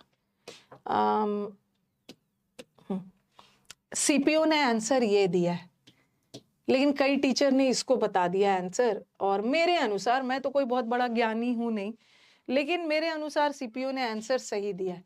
एक बार आप देख भी सकते हो, बाद में आंसर की रिवाइज होके आएगा ना, तो फिर हम लोग और भी क्लियर हो जाएंगे कभी कभी। हाँ देखो देखो, बता रही हूँ, सीपीयू ने आंसर सही दिया। तो अब बोलोगे ना कि मैम अगर भविष्यवाणी सही होती है ना, तो इस एरिया में हैवी बर्फबारी हो सकती है। ठीक है, तो मस्ट हैव, अब बोलोगे मैम मस्ट भी तो ड्यूटी के लिए होता है, but must is strong duty. जैसे मैंने आपको बताया ना, मस्ट और शुड में क्या डिफरेंस है। शुड में मतलब ऐसा होना चाहिए, और मस्ट हैव में मतलब होना ही चाहिए। जब स्ट्रॉन्ग एडवाइस वगैरह का सेंस है, स्ट्रॉन्ग ड्यूटी वगैरह का सेंस है, तो मस्ट लगा सकते हैं। ठीक है, तो अब बोलोगे मैं मस्ट भी तो लगा सकते थे कि बर्फबारी तो होनी ही चाहिए। अगर हम मस्ट लगा सकते हैं ना, तो हम नीड भी लगा सकते हैं। जैसे मैंने आपको नीड भी पढ़ाया था, नीड नॉट। डेयर तो हम दुस्साहस के लिए यूज करते हैं, नीड भी स्ट्रॉन्ग नेसेसिटी के लिए होता है, जरूरत है और आपको करना ही है। नीड वाला किया था ना लास्ट में, 2 मॉडल। डेयर तो दुस्साहस के सेंस में, need you need to drive slow, आपको गाड़ी धीरे चलानी चाहिए। ठीक है, जहां भी हम स्ट्रॉन्ग एडवाइस दे रहे हैं, जब स्ट्रॉन्ग एडवाइस का सेंस है, स्ट्रॉन्ग नेसेसिटी का सेंस है, तो अगर हम मस्ट लगा सकते हैं तो नीड भी लगा सकते हैं, तो दोनों में से कोई नहीं। अब बोलो कि वी आर हैविंग। ठीक है, कई बच्चों के दिमाग में ये क्वेश्चन था कि मैम वी, कभी कभी जब मैंने आपको टेंस नहीं पढ़ाया, कभी कभी प्रेजेंट कंटिन्यूअस भी फ्यूचर बताता है। ठीक है, जैसे वी आर, जैसे he is leaving for Goa tonight, आज की रात गोवा के लिए रवाना होने वाला है, तो इमीडिएट फ्यूचर बता रहा है। तो ये क्यों नहीं होगा? ऐसा तब होता है ना, हम कभी कभी प्रेजेंट कंटिन्यूअस तब लगाते हैं जब कोई फिक्स टाइम टेबल हो। जैसे प्राइम मिनिस्टर का अगले महीना, अगले मंथ वो कहीं जा रहे हैं, ठीक है, ये as a part of fix time table है, तब हम ये लगा सकते हैं। तो ये भी नहीं होगा, आंसर शुड हैव होता है। अब जहां पर आप शुड लिखे हो ना, वहां पर एक ये भी डाल लो, शुड स्ट्रॉन्ग प्रोबेबिलिटी भी बताता है, ये वाला भी ऐड कर लीजिए। स्ट्रॉन्ग पॉसिबिलिटी भी बताता है। तो शुड का यूज एडवाइस और सजेशन में तो होता ही है, कंडीशन भी बताता है, और कई बार शुड प्रोबेबिलिटी, पॉसिबिलिटी का भी सेंस देता है। अगर भविष्यवाणी सही निकली तो पॉसिबिलिटी है कि भारी बर्फबारी होगी, संभावना है कि, और अब फिर बोलोगे कि मैम आपने मई में भी तो स्ट्रॉन्ग पॉसिबिलिटी बताया था। ठीक है, इट मे रेन, बारिश की संभावना है, मई में पॉसिबिलिटी स्ट्रॉन्ग है और मार्च में थोड़ा कम है। तो आप बोलोगे कि मई में भी तो आपने स्ट्रॉन्ग बताया, तो मई भी हम स्ट्रॉन्ग पॉसिबिलिटी के लिए यूज करते हैं, और शुड का भी कर सकते हैं। एडवाइस, सजेशन, कंडीशन बताने के अलावा पॉसिबिलिटी का सेंस भी यहाँ पे शुड बता। ठीक है, तो लिख लीजिए। हाँ, वी आर हैविंग नहीं हो, बर्फबारी होना कोई फिक्स टाइम टेबल का हिस्सा नहीं है। जैसे the prime minister is leaving for Mumbai next month, prime minister का मुंबई जाना, जो काम इमीडिएट फ्यूचर में होने वाला है, टाइम फिक्स्ड है। ठीक है, तो ये मुझे लगा ना कि आप लोगों को करवा देना चाहिए, क्योंकि ऐसा टाइप का क्वेश्चन आएगा तो आप गलत मत करना, क्योंकि दिमाग में आएगा अरे हमने तो शुड कंडीशन और एडवाइस के लिए पढ़ा है, बट शुड को हम स्ट्रॉन्ग मे की तरह, शुड को हम स्ट्रॉन्ग पॉसिबिलिटी की तरह भी यूज कर लें। ओके, और भी कुछ कुछ मैं आज आराम से बैठ के देखूंगी, कुछ कुछ वर्ब का क्वेश्चन मुझे और भी दिखे यहाँ पे। देखो, वर्ब का एक पैरेललिज्म वाला क्वेश्चन आया है सीपीओ में, वर्ब से रिलेटेड एक मॉडल वर्ब वाला आ गया, मॉडल वर्ब वाला क्वेश्चन भी आ गया है, तो वर्ब उसी लिए इतना टाइम लेता है। ठीक है, तो चलो ये तो क्लियर हो गया ना कि ये जो फ्रेज है विद अ व्यू टू और लुकिंग फॉरवर्ड टू अपने साथ जीरेंड क्यों लेता है। क्यों लेता है? क्योंकि ये प्रेपोजिशनल फ्रेज है और प्रेपोजिशन के बाद नाउन चाहिए, और वर्ब को नाउन बनाने के लिए आईएनजी लगा दो। अगर असली वाला नाउन है तो आईएनजी मत लगाना। एक ये हो गया। हाँ, अब ये भी इंपॉर्टेंट है।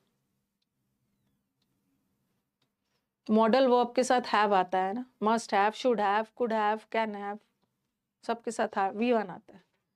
अब थर्ड रूल जो है वो भी बड़ा इंपॉर्टेंट है, ठीक है। थर्ड रूल सेकंड रूल से भी एक और स्टार लगाना होगा। थर्ड रूल करवाने के पहले ना आपको थोड़ा सा एक चीज समझाना होगा। कहाँ चलिए,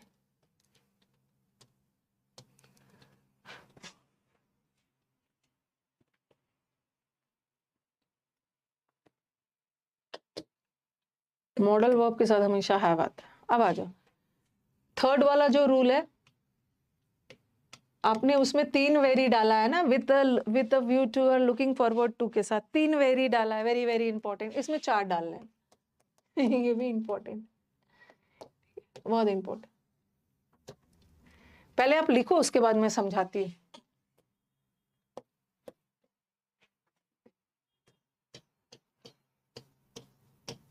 nouns, pronouns, coming before gerund are in possessive case।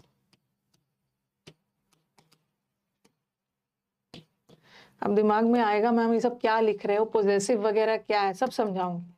और यहीं पे एक और चीज लिखो, मैंने इसीलिए आपको शुरू में ही बता दिया था कि कहाँ का आईएनजी जीरेंड है और कहाँ का आईएनजी प्रेजेंट पार्टिसिपल है, क्योंकि कंफ्यूजन हो सकता था, क्योंकि ये वाला रूल में अब ये यूज होगा। और मैंने बताया था कि जहाँ ना का सेंस आए, पढ़ना, लिखना, सोना, दौड़ना, तैरना सेहत के लिए अच्छा है, धूम्रपान करना निषेध है, जहाँ ना का सेंस आए वहां का आईएनजी जीरेंड है। और जहां हुए का सेंस आए, मैंने उसको भागते हुए देखा, सोते हुए देखा, दौड़ते हुए देखा, पढ़ते हुए देखा, हुए का सेंस आए, वो प्रेजेंट पार्टिसिपल है। ये चीज तो याद होगा आप। तो आपको पता करना है कि कहाँ का आईएनजी जीरेंड है। अगर अगर अगर जीरेंड से पहले कोई नाउन या प्रोनाउन आ जाता है तो उसका केस पोजेसिव होता है। अभी मैं पोजेसिव समझाऊंगी, लेकिन यही नाउन या प्रोनाउन प्रेजेंट पार्टिसिपल के पहले आता है, nouns and pronouns coming before, क्योंकि जीरेंड भी आईएनजी फॉर्म में होता है और प्रेजेंट पार्टिसिपल भी आईएनजी फॉर्म में होता है। पास्ट पार्टिसिपल तो आईएनजी फॉर्म में नहीं होता है। तो आपको पता करना होगा ना कहाँ का आईएनजी जीरेंड है। जहाँ का आईएनजी जीरेंड है उसके पहले पोजेसिव लगाना, और जहाँ का आईएनजी प्रेजेंट पार्टिसिपल है उसके साथ ऑब्जेक्टिव केस लगाना। अब आपके दिमाग में आ रहा होगा कि चलो मैम ये तो जीरेंड और प्रेजेंट पार्टिसिपल भी आईएनजी होता है, उसके साथ ऑब्जेक्टिव केस लगाना। अब दिमाग में आ रहा होगा कि ये क्या है, ऑब्जेक्टिव केस क्या है, पोजेसिव क्या है। वैसे तो मैं इसको प्रोनाउन में पढ़ाऊंगी, नाउन प्रोनाउन में, बड़ा अभी बता देती हूँ। पहले आप इसको लिखिए और एकदम बोर्ड पे ध्यान देना है। अभी हम एडवांस वर्ब पढ़ रहे हैं, अब ना बहुत ज्यादा दिमाग लगाना है इस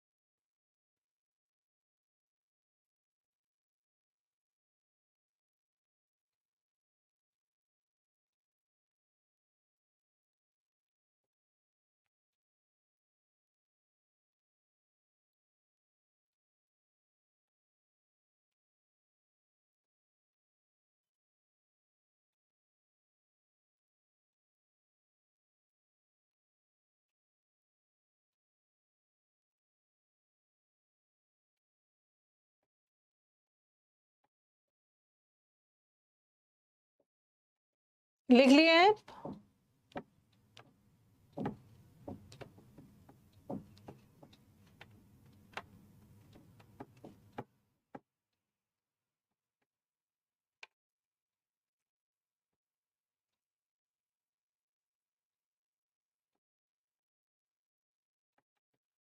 ओके अब आपके दिमाग में आएगा ना कि मैम एग्जैक्टली ये पोजेसिव और ऑब्जेक्टिव होता क्या है। तो इसको पहले मैं बता दूं, नाउन्स एंड प्रोनाउंस के केसेस होते हैं, ठीक है। सिंपली याद रखो, सब्जेक्टिव एक होता है सब्जेक्टिव केस, इसको हम लोग डिटेल में पढ़ेंगे जब हम लोग प्रोनाउन चैप्टर पढ़ेंगे, ठीक है। अभी आपको समझाने के लिए बस ऊपर ऊपर बता दे रही हूँ। और ये जो सब्जेक्टिव केस है ना, इसी का दूसरा नाम नॉमिनेटिव भी होता है। तो कई टीचर इसको सब्जेक्टिव केस के नाम से बोलते हैं, कई नॉमिनेटिव बोलते हैं, और दोनों सेम है। बस याद रखना, जो भी नाउन प्रोनाउन वाक्य में सब्जेक्ट की तरह यूज हो रहा है उसको सब्जेक्टिव भी बोल सकते हैं, नॉमिनेटिव भी बोल सकते हैं, ठीक है। और एक होता है ऑब्जेक्टिव, एक जो भी नाउन प्रोनाउन वाक्य में ऑब्जेक्ट की तरह यूज हो रहा है, ऑब्जेक्टिव। और एक होता है पोजेसिव, ठीक है। पोजेसिव, पोजेशन बताना मतलब किसी चीज से मालिकाना अधिकार बताना। और पोजेसिव केस में मैं दो चीज लिख रही हूँ, ओके। पोजेसिव केस को दो भाग में बांट रही हूँ, क्योंकि ये जो पोजेसिव केस होता है ये नाउन प्रोनाउन के अलावा एडजेक्टिव का भी होता है। एक होता है पोजेसिव एक होता है पोजेसिव एडजेक्टिव, और एक होता है पोजेसिव प्रोनाउन। इसको डिटेल में पढ़ेंगे जब हम लोग नाउन प्रोनाउन पढ़ेंगे ना। बस याद रखो, जो भी प्रोनाउन के रूप में यूज हो, सब्जेक्ट के रूप में यूज हो। देखो मैंने लिखा ही हेल्प्ड, अभी लिखना मत, अब ही टोल्ड मी, और फिर मैंने लिखा आई टोल्ड हिम,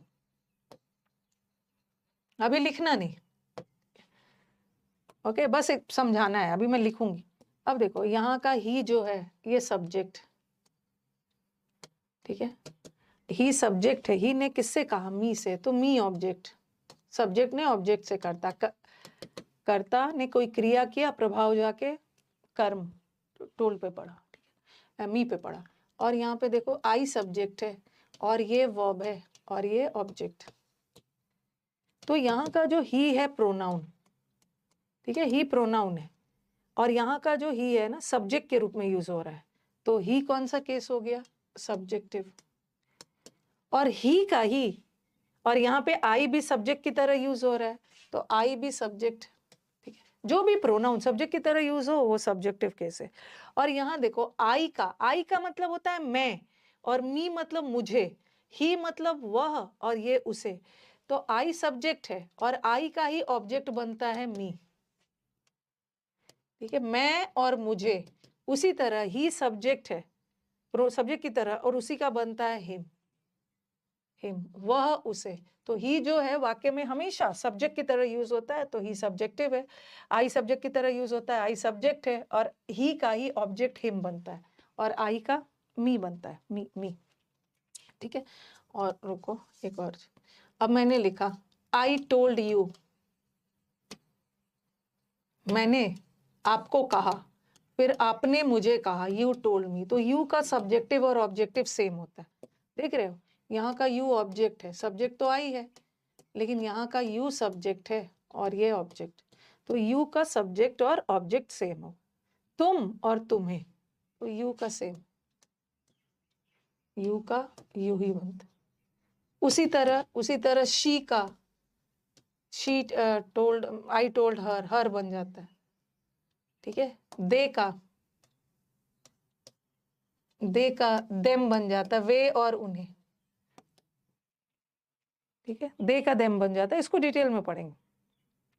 और नाउन का भी बनता है, नाउन का तो सेम होता है। जैसे लिखा मैंने आई टोल्ड राम, चलो आई और ही ये सब तो प्रोनाउन है। और फिर मैंने लिखा राम टोल्ड मी, आई का तो सब्जेक्ट और ऑब्जेक्ट सेम होता है।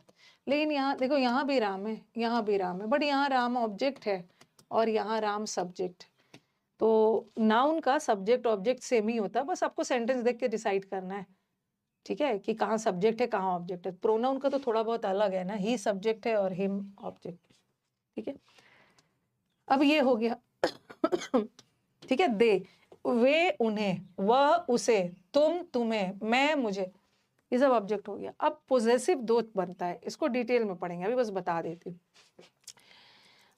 हूँ। जैसे जैसे आई का माई भी बनता है और आई का माइन भी बनता है, और दोनों पोजेशन बता रहे हैं।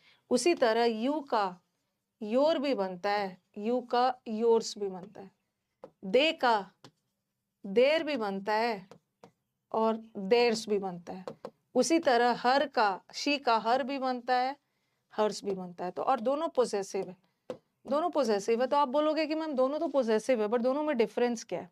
हाँ, वी का अस बनता है, लिख दे रही हूँ यहाँ पे, देखो वी है ना, हम वी का अस बनता है, और इसी का पोजेसिव आप आर भी लगा सकते हो, आर्स।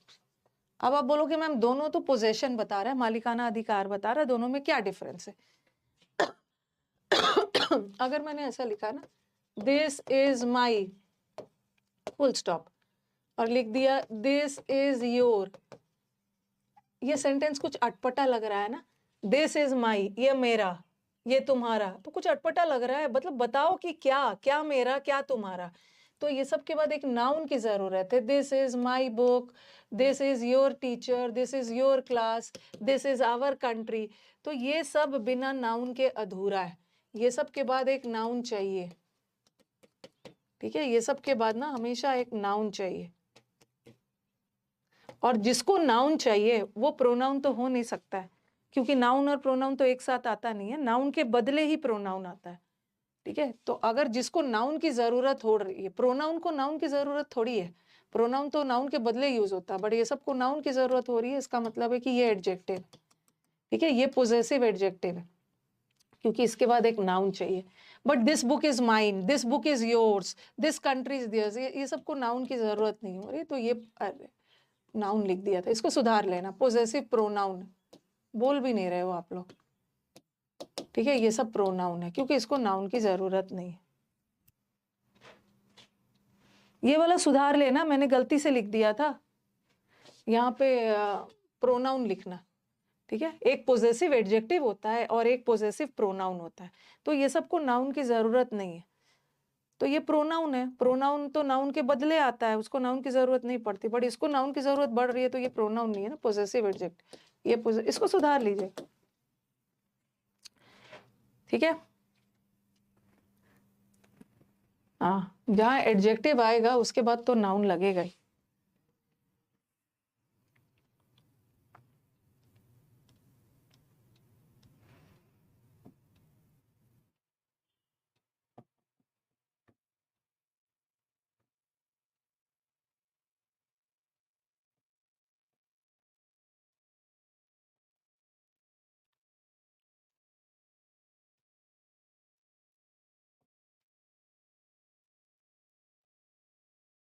प्रोनाउन लिख लीजिए। ओके, हाँ, अब देखो, अब ध्यान रखना है कि जब भी जीरेंड आ गया तो उसके पहले पोजेसिव केस लगाना, और जब भी पार्टिसिपल आ गया आईएनजी, तब उसके साथ ऑब्जेक्टिव केस लगा। ठीक है, ये सब ऑब्जेक्टिव है और ये सब पोजेसिव है। अब आ जाओ क्वेश्चन पे, यही चीज मैंने लिखा है। ठीक है, आपको फिर से लिखने की जरूरत नहीं है, आप सिर्फ क्वेश्चंस देखोगे। नाउन्स एंड, मैंने यहाँ पे सिर्फ जीरेंड लिखा है, यहाँ पे सिर्फ जीरेंड है, लेकिन मैंने पार्टिसिपल वाला भी लिखवा दिया। पार्टिसिपल के पहले ऑब्जेक्टिव केस और जीरेंड के पहले पोजेसिव केस। अब मुझे बताओ कि यहाँ का आईएनजी क्या है। ठीक है, ये मैंने आपको पढ़ाना मतलब पढ़ा दिया। कभी कभी आईएनजी वर्ब तो है नहीं, क्योंकि वर्ब तो ये ऑक्सिलरी और मेन है, तो ये तो जीरेंड होगा, क्योंकि प्रेजेंट, या तो प्रेजेंट पार्टिसिपल होगा, क्योंकि पास्ट पार्टिसिपल तो आईएनजी नहीं होगा। यहाँ भी या तो जीरेंड होगा या तो प्रेजेंट पार्टिसिपल, यहाँ भी जीरेंड होगा या तो प्रेजेंट पार्टिसिपल। पहले तो आईएनजी को देखोगे ना कि वो आईएनजी है क्या। अगर जीरेंड है ये तो पोजेसिव लगा देना, अगर पार्टिसिपल है तो ऑब्जेक्टिव लगाना। बताओ कि क्या है। अच्छा, पहले आप लोग सेंटेंस नोट कर लो।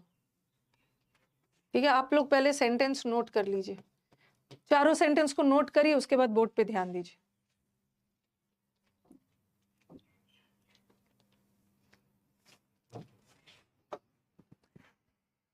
जीरेंड के पहले पोजेसिव केस और प्रेजेंट पार्टिसिपल के पहले ऑब्जेक्टिव केस। चारों सेंटेंस को नोट करके और फिर मुझे आंसर दीजिए।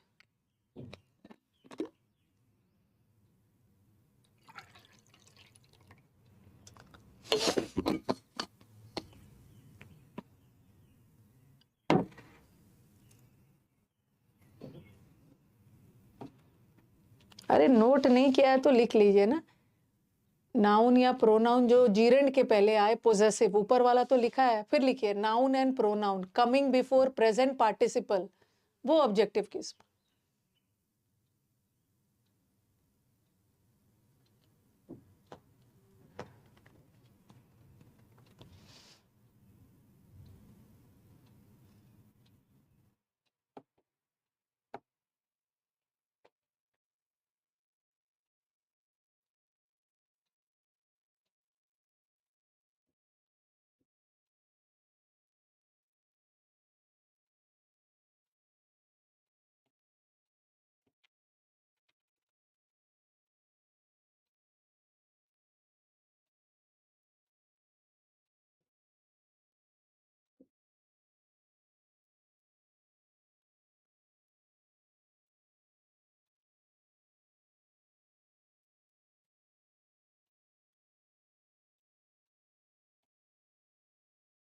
लिख लिया है सबने?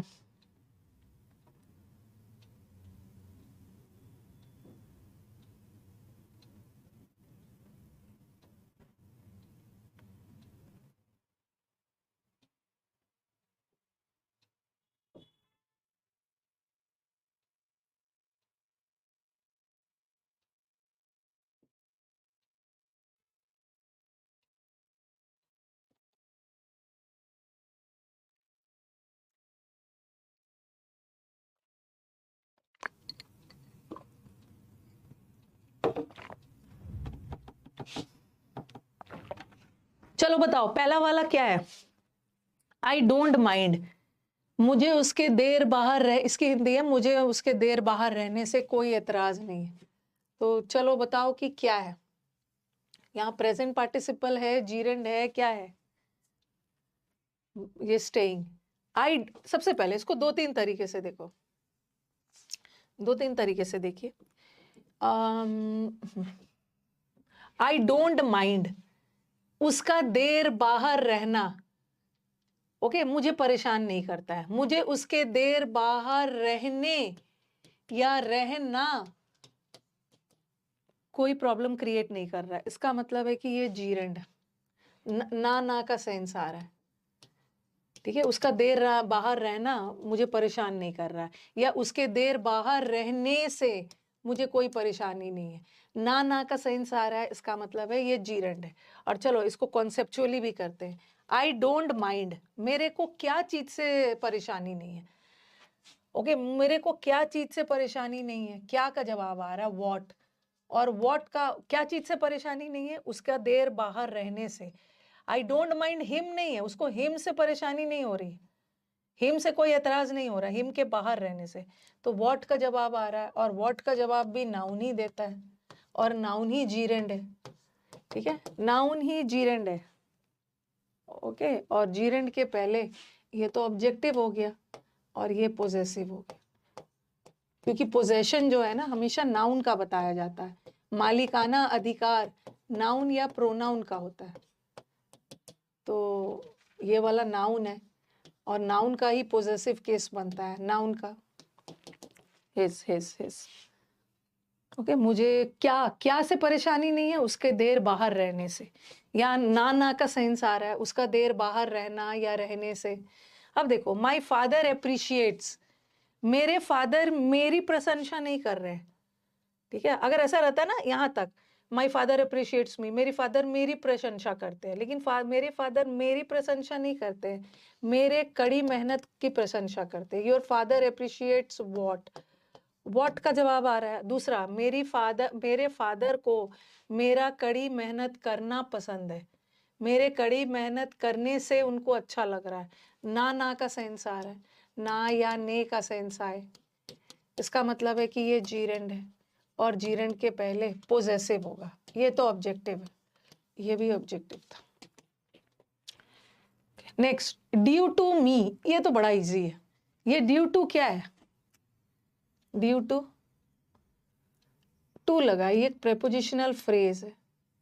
ड्यू टू एक प्रेपोजिशनल फ्रेज है और प्रेपोजिशन के बाद एक नाउन चाहिए। प्रेपोजिशन के बाद ऑब्जेक्ट आता है ना नाउन के रूप में, इसका मतलब है ये नाउन है और ये जीरेंड है। और जीरेंड के पहले ऑब्जेक्टिव नहीं होता, पोजेसिव होता है। मी तो वो हो गया, ऑब्जेक्टिव हो गया। माई, मेरा न्यू कमर होना मेरी गलती को माफ नहीं कर सकता है।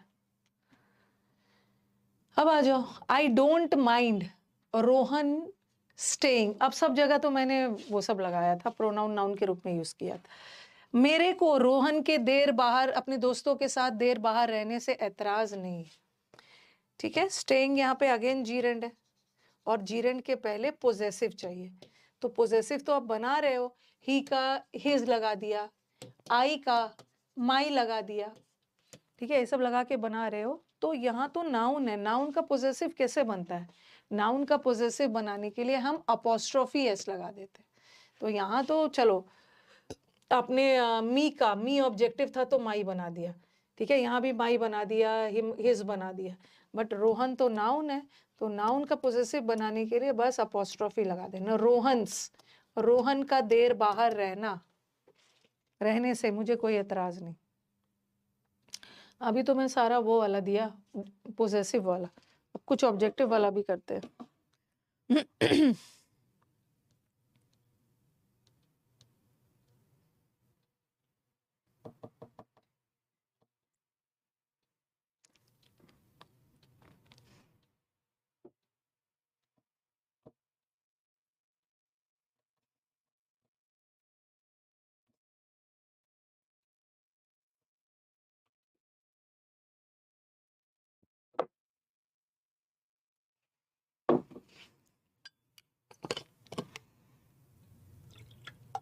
ये जीरेंड क्यों लेता है, इसके पीछे लॉजिक मैंने बता दिया, पहला वाला का लुकिंग फॉरवर्ड टू।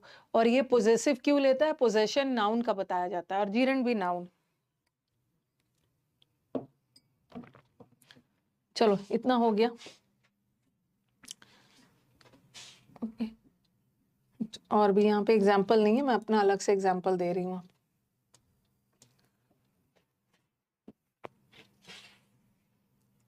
मैंने लिखा आई सॉ हिम या हिज पार्किंग द कार।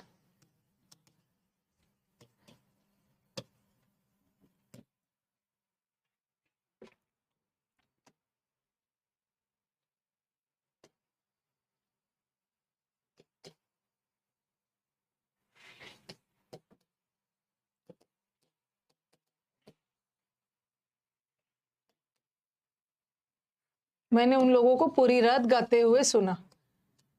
तो ऊपर वाला तो जीरेंड दिया था, उसीलिए पहले मैंने बता दिया कि पता करना होगा ना कि कहाँ का आईएनजी जीरेंड है और कहाँ का आईएनजी पार्टिसिपल है, तभी तो सब्जेक्टिव ऑब्जेक्टिव लगाओगे। यहाँ क्या है ये, यहाँ आपने पार्किंग को नहीं देखा। ऐसा नहीं है कि आई सॉ वॉट, यहाँ वॉट का जवाब नहीं आ रहा, आई सॉ वॉट नहीं है। मैंने देखा उसे और उसको क्या करते हुए, पार्किंग करते हुए। ठीक है, तो आई सॉ वॉट का जवाब मत हो, मैंने पार्किंग नहीं देखा, मैंने उसको देखा। फिर उस व्यक्ति के बारे में विशेषता बताई जा रही कि हिम क्या कर रहा था, गाड़ी पार्क कर रहा था। और दूसरा देखो, यहाँ पे आई हमारे वाक्य का सब्जेक्ट और हिम हमारे वाक्य का ऑब्जेक्ट। ठीक है, और जीरेंड का काम क्या होता है? जीरेंड का काम होता है नाउन का काम करना, सब्जेक्ट या ऑब्जेक्ट बनना। जीरेंड का यही काम होता है ना, जीरेंड नाउन होता है, वाक्य में सब्जेक्ट का काम करता है या तो ऑब्जेक्ट का काम करता है। बट यहाँ तो सब्जेक्ट ये है, ऑब्जेक्ट ये है, यहाँ भी सब्जेक्ट ये है, ये वर्ब है और ये ऑब्जेक्ट है।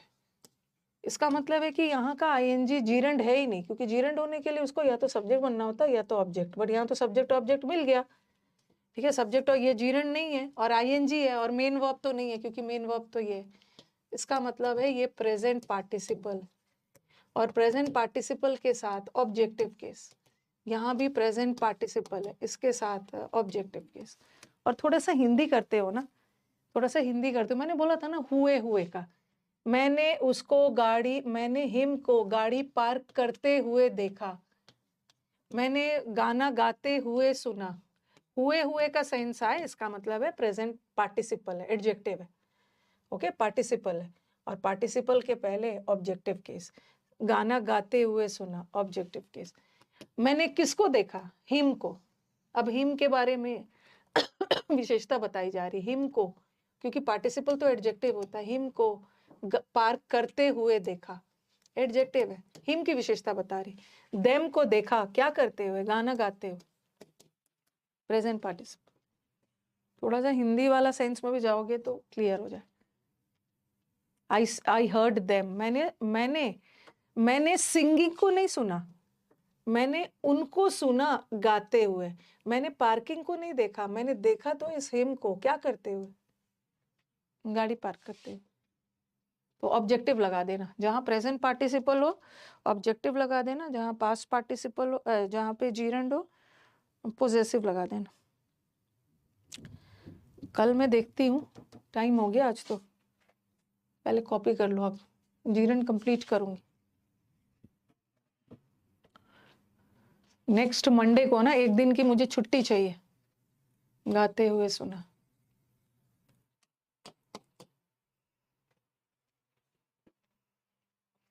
फ्राइडे तक में मैं कोशिश करती हूँ वर्ब खत्म करने की।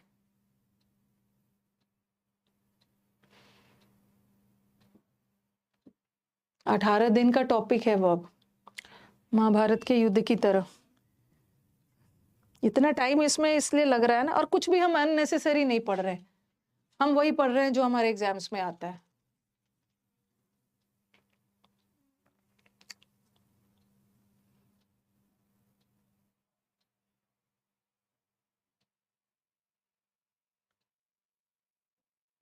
आज फिक्स प्रेपोजिशन मना किया था मैंने ना, होली के बाद फिक्स प्रेपोजिशन टेस्ट नहीं बोला था। आज मैं नॉर्मल समुद्र मंथन का बैच 1 बजे पढ़ाऊंगी। जो मैंने लास्ट वर्ड पढ़ाया था आज मैं उसका टेस्ट लूंगी। ठीक है, तो अब और भी जीरंड बचा हुआ है। ठीक है, जीरंड कोशिश करती हूँ कल खत्म करने का। जीरंड कल खत्म हो जाएगा ना, तो इन्फिनेटिव टाइम लेता है, इन्फिनेटिव मुझे टाइम देना होगा इसमें। 17 दिन में नहीं खत्म होगा, 18 दिन में खत्म होगा। इससे कोई बड़ा चैप्टर नहीं है, इससे कोई बड़ा चैप्टर नहीं है। ठीक है, तो चलो यहीं तक रहने देते। आज तो यूट्यूब क्लास नहीं रखा है मैंने। 1 बजे समुद्र मंथन वाला बैच, और आज मैंने समुद्र मंथन में वो परज्योर वाला का टेस्ट बोला था ना, परज्योर करना मतलब ज्यूरी को धोखा दिया, धोखा मतलब उसका टेस्ट लूंगी। आज फिक्स प्रेपोजिशन नहीं है। मैं आपकी क्लास जिस दिन नहीं होती है ना, ऐसा नहीं करना है अभिमान, आपकी क्लास जिस दिन नहीं होती है ना मैम, हम मिस करते हैं। भगवान से मनाइए ना कि जल्द से जल्द आपको मैम से छुटकारा मिले। ओके, कि मैम कुछ ऐसा हो ना कि जल्द से जल्द हमारा सिलेक्शन हो जाए और हमारा दिन आपके बिना गुजरे। ऑफकोर्स आप मुझे ऑफिस से याद कर सकते हो, ऑफिस के सुबह सुबह 9:30 बजे जब आप जाओगे, आप याद करना, अरे वो भी क्या दिन थे जब हम 9:30 बजे इन्फिनिटिव जीरेंड बोरिंग चैप्टर ना चाहते हुए भी पढ़ते थे। देखो कैसे बदल गया सारा चीज 1 साल में। आज हम अपने ऑफिस में बैठ के अपने कलीग्स के साथ मजे कर रहे हैं। ओके, तो टीचर के एडिक्टेड नहीं होना है। अभी कल नहीं परसों, there was one girl from Rajasthan जिसने एग्जाम निकाल लिया था, और वो बोला कि मैम प्लीज मेरे को कॉल करिएगा, तो मैंने उसको कॉल किया था। तो मुझे लग रहा है ना आधे घंटे बात हुई है, या आधे घंटे मतलब उस गर्ल से। और सैटरडे में भी फ्री थी, कोई क्लास नहीं थी। पहले तो उन्होंने बात किया, फिर उन्होंने अपनी मम्मी से बात करवाया, फिर उन्होंने अपने पापा से बात करवाया, राजस्थान से थे। तो उन्होंने बोला कि मैं जयपुर तैयारी करने गई थी, फिर मैं वापस आ गई, फिर मैंने ऑनलाइन क्लास लेना शुरू कर दिया। तबीयत खराब लगने लगी तो मैं ऑनलाइन पेरेंट्स के साथ रह के क्लास लेने लगी। उसने बोला ना कि मैम मेरी मैथ्स शुरू से बहुत अच्छी थी। उसने एक लाइन बोला कि मैम कभी सोचा भी नहीं था ना कि मेरा इंग्लिश इम्प्रूव होगा। इस माइंडसेट से ले आई थी वो, कि मैंने कभी सोचा भी नहीं था कि जिंदगी में मेरा कभी इंग्लिश सुधरेगा भी। ओके, मैंने कभी इंग्लिश पढ़ा ही नहीं है, मैं हिंदी मीडियम बैकग्राउंड से इंग्लिश पे ध्यान ही नहीं दिया है। इसने ये लाइन बोला, ठीक है, और मेरे इंग्लिश में ना बहुत अच्छे नंबर आए थे प्री और मेंस दोनों में। तो मैंने बोला कि जब भी आप लाइफ में किसी से मिलना ना, तो आपको ज़िंदगी में एक एक्सपीरियंस मिला है ना, कि कभी-कभी आप जिस चीज़ को लेकर इतना सरेंडर हो जाते हो ना कि मेरा नहीं सुधरेगा, नहीं सुधरेगा, और एक दिन वो आपका स्ट्रेंथ बन गया। और ये मेरी वजह से नहीं हुआ, ये हुआ तो आपकी वजह से। हो सकता है कि मेरा योगदान इतना है ना कि मैंने आपका उस सब्जेक्ट के प्रति, उस सब्जेक्ट में आपका इंटरेस्ट डाल दिया है। ठीक है, किया मैंने कुछ भी नहीं, पढ़ा तो मैं सबको सेम ही रही हूँ, सबका थोड़ी इम्प्रूव हो रहा है, कि मैंने आपको इंग्लिश के प्रति इंटरेस्ट डाल दिया। और एक बार आपका किसी चीज़ में इंटरेस्ट आ जाए ना, तो फिर ऐसा होगा ही नहीं कि वो सुधर जाए, मतलब गड़बड़ होगा, वो आपका हथियार बन जाएगा, स्ट्रेंथ बन जाएगा। तो मैंने उसको बोला है कि लाइफ में आप कभी भी किसी से मिलो ना, और जो थोड़ा नेगेटिव है, दुखी, अरे ये तो इम्पॉसिबल है, तो उसको ये सीख ज़रूर दो कि मैंने भी ऐसे ही लाइफ में बहुत बार सोचा था, ये तो एक छोटा सा सब्जेक्ट को लेकर है, और भी बहुत सारे जिसको आप इम्पॉसिबल समझते हो ना, एक दिन वो आपकी ताकत बन जाती है। उसमें अपना इंटरेस्ट ले आओ, उसको अपना हथियार बनाने की सोचो, हो जाएगा। हो जाएगा। राइट गाइडेंस या इंटरेस्ट डाल देना, मेरा काम है बच्चों का इंग्लिश में इंटरेस्ट डाल देना, उसके बाद पता है कि मेरा आधा काम हो जाएगा। ओके, दोनों काम हो जाएगा। फिर उसने बोला, मैंने बोला ज़रूर सिखाना कि लाइफ में कुछ चीज़ इम्पॉसिबल नहीं होता, बस थोड़ा-सा अपने आप को एकजुट करके उसमें लगाना। फिर मम्मी से बात करवाया, मम्मी भी बहुत खुश है, भाई बेटी ने एग्ज़ाम निकाल लिया, ठीक है, मम्मी भी खुश है। फिर पापा से बात करवाया, राजस्थान बुलाया भी है। पहले तो मैंने उन्हें मीटअप में इनवाइट किया, और दूसरी बात है, मैंने बोला देखो एसेट क्या होता है, पेरेंट्स की सबसे बड़ी प्रॉपर्टी एसेट क्या है ना, जब उनका बच्चा सेट हो जाए। ठीक है, तो बात हुई तो उनके एक भाई भी है, उनसे बड़े हैं, तो वो भी बच्चा सेट है। मैंने पूछा एसएससी में है, तो उन्होंने बोला नहीं मैम, उसने आईआईटी किया। एक बच्चा आईआईटी में सेट हो गया, इधर गर्ल को एसएससी में अच्छा पोस्ट मिल गया। तो पेरेंट्स की असली संपत्ति यही है ना, नहीं तो जितनी भी संपत्ति रख लो ना, अगर बिगड़ा हुआ बच्चा है सब बेकार है।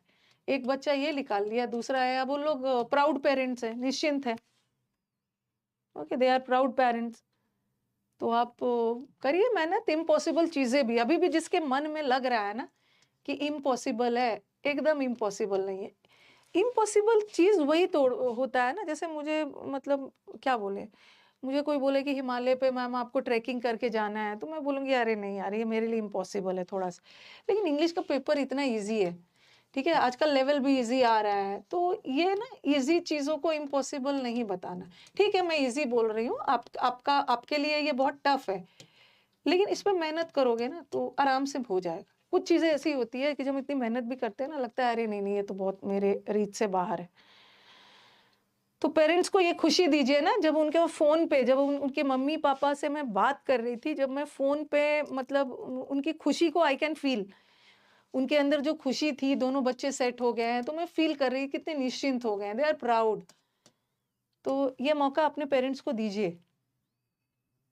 ठीक है, हाँ, इम्पॉसिबल वर्ड में भी पॉसिबल लिखा है, ये तो बहुत सारा आता है, लेकिन करना होगा ना। जैसे मीम्स वगैरह भी आते हैं, तो उसमें आता है ना, आई एम पॉसिबल। तो काइंडली ये मौका अपने पेरेंट्स को लाइफ में दीजिए कि वो खुश हों। ठीक है, उसके बाद तो जो आप कर रहे हो लाइफ में, अपने लिए कर रहे हो, किसी के लिए नहीं कर रहे। Practice makes a man perfect. और काइंडली 10 टीचर को फॉलो मत करिए। क्या बोलूं मैं, बच्चा हमारा, जो बच्चे सिलेक्शन लिए हैं ना, और बच्चे हल्ला कर रहे हैं, आप सिलेक्शन का डाले जा रहे हो अपने यूट्यूब, इसमें कम्युनिटी पोस्ट में, आप स्कैम की बात नहीं कर रहे। अरे हम लोग का कम्युनिटी पोस्ट ना, जिस दिन वो आया था ना रिजल्ट, उसी दिन से शेड्यूल रहता है। होली की छुट्टी थी ना, तो थर्सडे से ही शेड्यूल कर दिया जाता है। वो अपने आप जाते रहता है, फ्राइडे भी अपने आप जा रहा है, वो सब है। ठीक है, और एक ही टीचर को फॉलो करिए। ऐसा नहीं है कि आपके दोस्त को जो अच्छा लग रहा है ना, वो आपके लिए भी सूटेबल हो। एक ही टीचर को शुरू से अंत तक फॉलो करिए, सब सेम पढ़ाते हैं, सब सेम पढ़ाते हैं।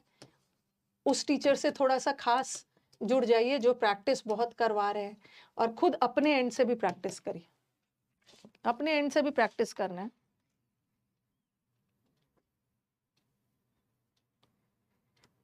हर टीचर बेस्ट है, गड़बड़ी आप ही लोगों में है। चलो कल मिलते हैं।